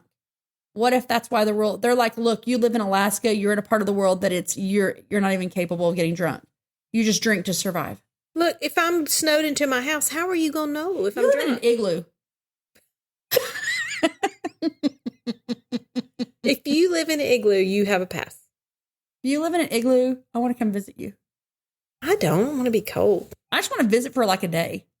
I'm not staying there. You're not spending the night there. I'm not a tent camper, and I'm not an igloo camper. In igloos, do they use that whale blubber for fuel? And does it stink, or does it smell like bacon? You know everything about that area stinks. Like, does it smell like bacon? I like the smell of bacon while it's cooking. I don't like the aftermath of bacon. That's why I don't fry bacon at home. Blech. Do you know how I cook bacon? In the oven, but I don't do that either. Why? Because it still stinks. No, girl. You've got to do it right. Do you know how I cook bacon? Down at the local breakfast spot. Oh, you don't cook bacon in your house? Not if I can help it. We cook a lot of bacon, but you know this about me. I'm a bacon lover. I can eat salads all day long, but we're going to throw some bacon on them. I use a double oven. That's how much bacon we cook. We like bacon. You just reminded me of that. That little fat boy on that thing. No. Bacon is good for me. There's that She's a queen and we're the sorry people. I can't think of those two guys that have the little show, like Good Mythical Morning. You know what I'm talking about? No. Are you talking about those guys that sing about their belly button? Yeah. They have a song called Rub Some Bacon on It. Oh, yes. Oh, yes. Yes, they also sing that. Oh, it's my belly button. I hate that I even know that. I lost brain cells. Okay. In Arizona, no one can feed garbage to pigs without first obtaining a permit. I want to see the people standing in line for this permit. Yeah, I'm going to feed my pigs some garbage. What exactly is garbage? Like, can you feed Trash. table scraps? Like compost, Because I thought that's what you... I mean, I would not think to take out, like, my household garbage and feed pigs anyway, but I might take out, like, table scraps and stuff, Well, let me tell you, a frog that dies during a frog jumping contest cannot be eaten, but must be destroyed. It says destroyed, not done away with, destroyed, like destroy him. Dun, dun, dun. Destroyed as soon as possible in California. This one right here shows you that it is, in fact, legal to smoke marijuana in Colorado, because Colorado says it's illegal for you to get a permit to modify the weather. Really? Okay. Or no, it's illegal. You have to get a permit to modify the weather. Okay, but wait. So there are people paying a fee to get a permit to modify the weather because they've smoked enough wacky tobacco to make them think that they can modify the weather. What about these guys making snow on the slopes with their little machines? That's not modifying the weather. It is right there. But it's not modifying the weather. The weather has to do with what's happening in the atmosphere, not on the ground. The snow machine is shooting snow. No different than the giant snow cone maker. Now, I thought the snow machine is like pulling moisture from the air and freezing it and blowing it back. Well, maybe, but they're not changing the weather. I don't know. Maybe. It says it's to create the composition or behavior of the atmosphere, but you have to have a permit. Maybe I'm completely wrong. Maybe they are doing that. Because, oh yeah, you're right. Because Colorado ski resorts are a lucrative business. I don't know, whatever. I still think that's funny. Okay, this is the one I've been waiting for. Okay. Okay, this is Florida. Okay. It's going to be good. Okay. People who own bars, restaurants, and other places where liquor is sold may be fined up to $1,000 if they participate in or permit any contest of dwarf tossing. What if the dwarves want to be tossed? Well, Florida has outlawed tossing little people in 1989 after bar activity caught on in southern parts of the state. A Florida state legislator tried to repeal the law in 2011, but was unsuccessful. They took that to the legislation, and they're like, we got to change this back. And they're like, nope. I want to know if anybody involved in that lawmaking and challenging was a dwarf. Oh, I have no idea. I wonder if this happened around Orlando. Probably. That's strange. Okay, well, this should be illegal in every state, and it should be, cannibalism is strictly prohibited in Idaho and punishable up to 14 years in prison. Why is that not a law in every state? Exactly. Now, here's what I want to know is how many people they had to go through to get this one? Illinois? Mm-hmm. It's a crime in Illinois to possess more than $600 worth of salamanders. Hey, baby, you're running down the pet store? Yeah. You mind picking me up a salamander? How many we got? $598 worth of them. No, darling, not till one dies. We can't do another. How does one determine the value of their salamanders? This one over here is $1.50, but this guy, he's $10. Look at that slimy tail. Listen, I think that anybody who's got $600 invested in salamanders probably frequents buffets. Oh, probably. What are salamanders good for? People who have social issues. What if, I mean, serious. That sounded horrible for me to say it that way. I have a friend whose son, incredible kid, very, very, very, very, very smart, but very much on the spectrum and has major social anxiety. He reads all the time, whatever. Well, dogs scare him because they bark loud. He's got a lot of sensory issues. Mm-hmm. And cats are just mean. But his doctor recommended they got him lizards and things like that, stuff that he could take care of that would not hurt him, mm-hmm. but that he could have a purpose in. Right. Because he'll never live on his own. Precious kid. Mm-hmm. Super smart. Smarter than any, like, both of us put together. Like, really smart. I just acted like we were so smart by putting us together. You're so smart. But he really is. But that's what they're good for. So because they're not loud and they're not high maintenance, he takes it super serious. But what would happen if his salamander just increased in value to over $600? Well, then he couldn't live in Illinois. Wow. It's a good thing that that's not a law in Texas. I wonder what the limit is in Texas. They don't have one. Everything's bigger in Texas. This should be illegal in every state. In Iowa, it's illegal to try to pass off margarine as real butter. Oh. Like, I think that you should be hung for that. Okay, listen, you're going to have to try really hard to pass off margarine as real butter. Did you know that in Kentucky, every legislature, public officer, and lawyer must take an oath stating they have not fought a duel with a deadly weapon? Oh, God. How old is that law? I don't know. 1849. Oh, okay. What if it was like last year? 2004. Okay, I have a few international laws to run by you. Do you really? I do. Just international, because I promised to avoid the state laws. But I do have one from Ohio. If you don't say it, I'm going to bring it up. Let me tell you this. In Minnesota, any contestant in which participants try to capture a greased oil pig is illegal. Have you ever watched the greased pig? I've only seen that on TV. Girl, that is hilarious. It's the funniest thing in the world to me. That kind of seems mean to the pigs, though. Why they're greased? They just... Are you ready for one? Oh, am I ever? Driving a car shirtless is considered offensive in Thailand. So next time you're in Thailand, keep your shirt on. The next time you're in Switzerland, it is against the law to flush your toilet after 10 p.m. Why? Because if it's yellow, let it mellow. But girl, what happens if you're in Switzerland and you wake up in the middle of the night and it's just... I guess you better hope your body's regulating. You better hope your toilet's quiet. But how would they know? I guess if you're in an apartment, they would know. What if I'm living in Switzerland and I'm living in a house? And I don't guess they would know. You would know. And you would feel guilty. Girl, I would feel guilty leaving that mess not flushed. What if there is some guy down at the treatment plant going, it looks like it came. He's like Dwight from The Office. He's like, I'm the regulator of this. It looked like it came from Amber's house. Yes, right. Gross. Smells like amber. Ew. Okay. It's illegal for men to wear skirts in Italy. As it should be. In public. Oh, but at home. All right. Okay. Okay. You ready for this one? This one is from the States. Okay. I promise not, but this is the only one I got from the States. In Ohio. You know that's where Phil's from. Really? All his family is Let's ask Phil if he knows about this one. He probably doesn't know the laws anywhere. He's just like, whatever.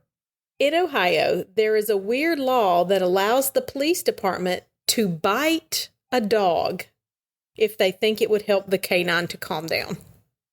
Wait, I need to process Okay, this. so imagine. If there's a police officer comes up and there's a dog flipping out, they're like, well, I know how to calm this dog down. They just bite it?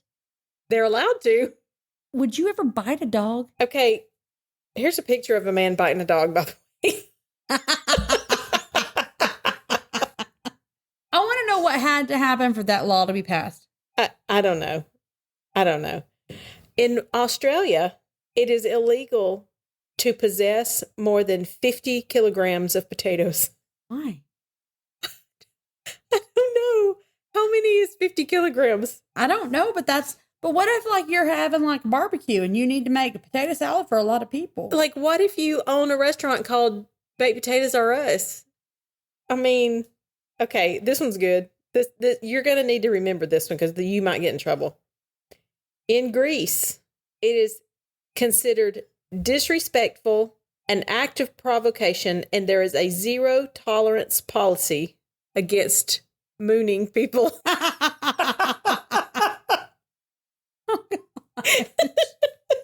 Well, can you imagine? Why were you arrested on vacation in Greece?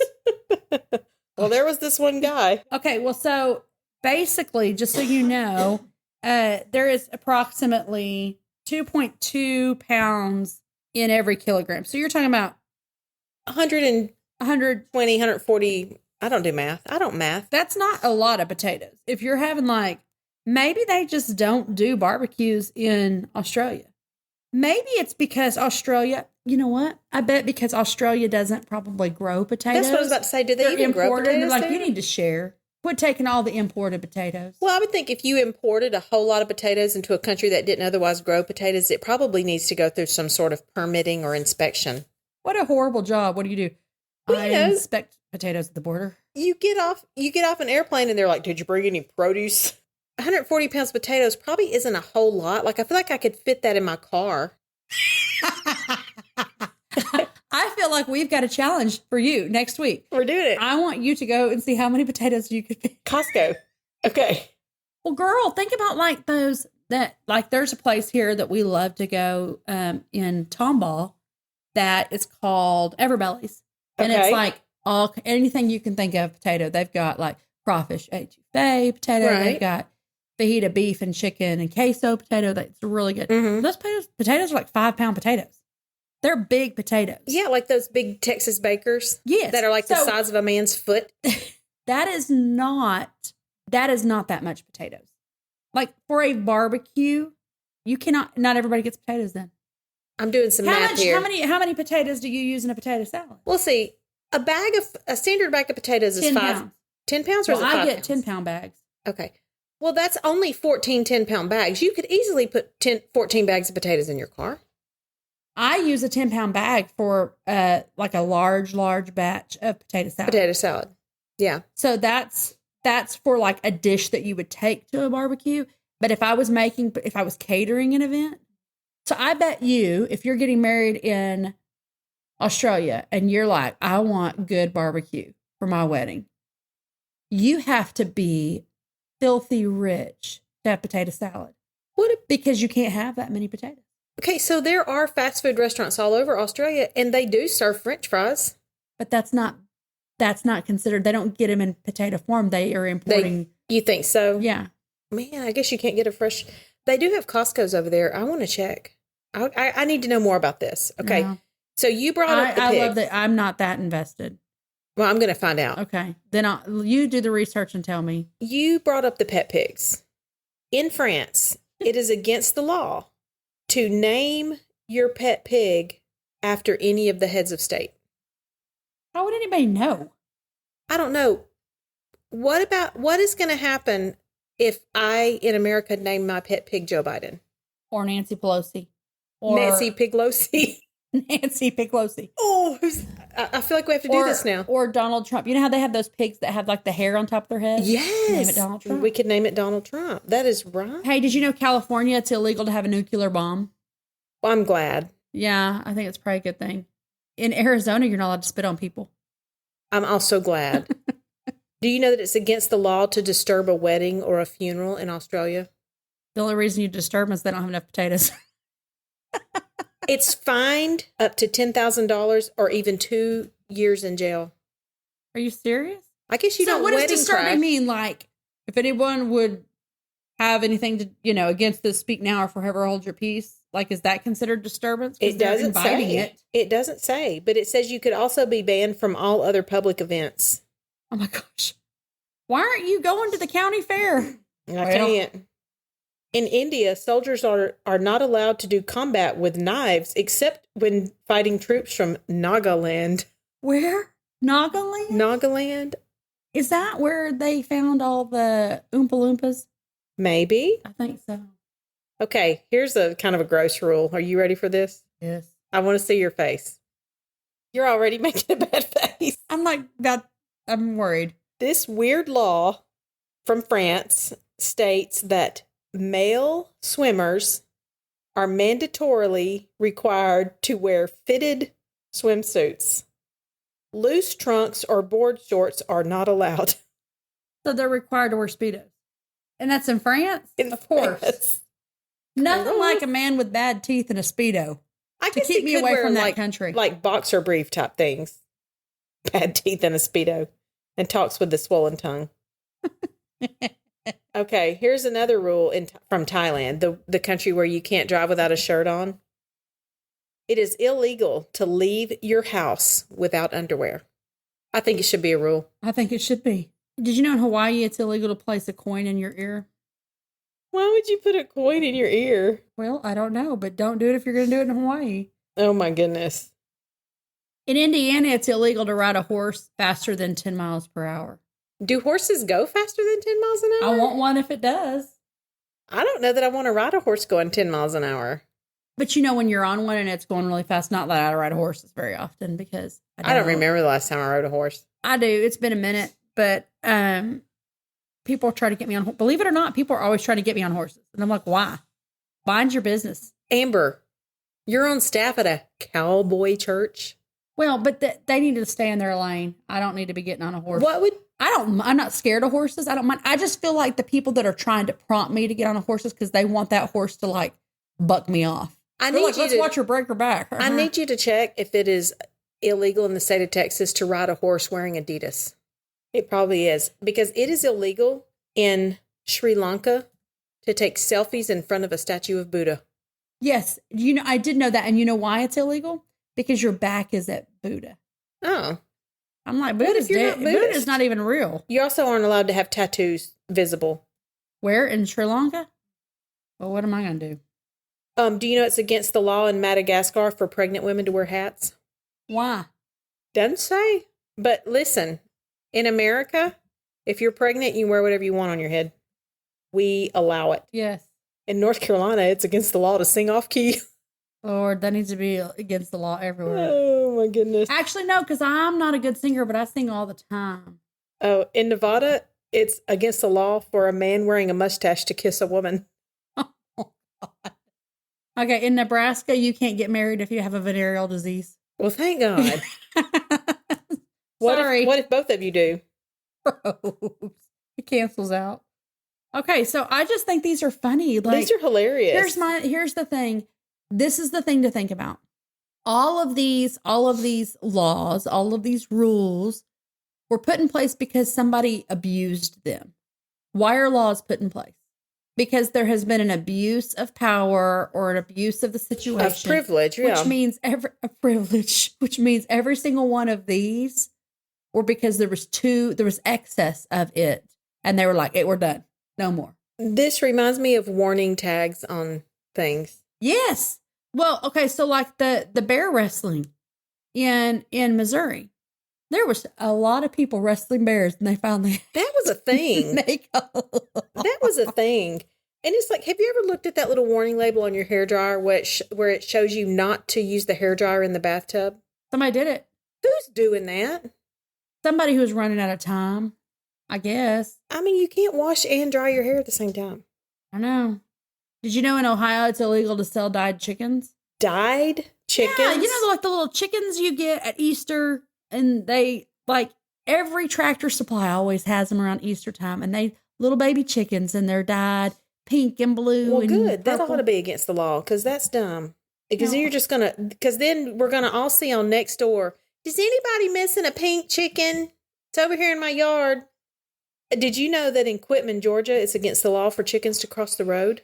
Are you serious right now? I'm serious right now. I still want to know why it's illegal to fall asleep in a cheese factory.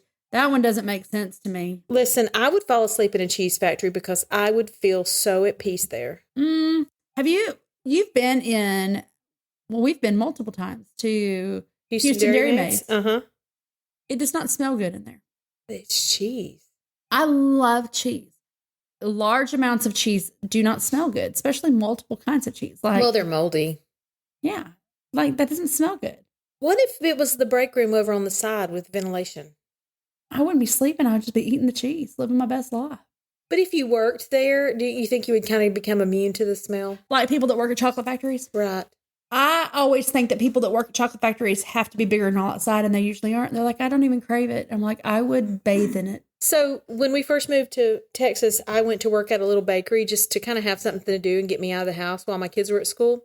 And so she baked all these very delicious cakes and little artisan chocolates. And the first couple of weeks, you do want to eat everything in sight, but then you're just kind of over it. Well, it's like at Christmas when I do all the baking and stuff. I don't want to eat it because I'm done. Yeah. Okay, I've got one last one for you. Okay. In Vermont, okay, it's illegal for women to wear fake teeth without their husband's approval. Whose husband's going, no, I like you better without them? Well, I don't know. That's weird. Or is she coming home from the grocery store with those plastic Bubba teeth? He's like, take them those off. You know, it's against the law. I'm turning you in. You are ugly. Oh, my goodness. I just think that's so funny. All right. Well, thank you once again for humoring me, Aimee, in the extra shot. Well, thank you for having me. I want to know more state rules. I got to find out about these potatoes in Australia. Yes, I need to know about it. Thanks, guys, for listening, and subscribe so that you'll be notified for our next podcast.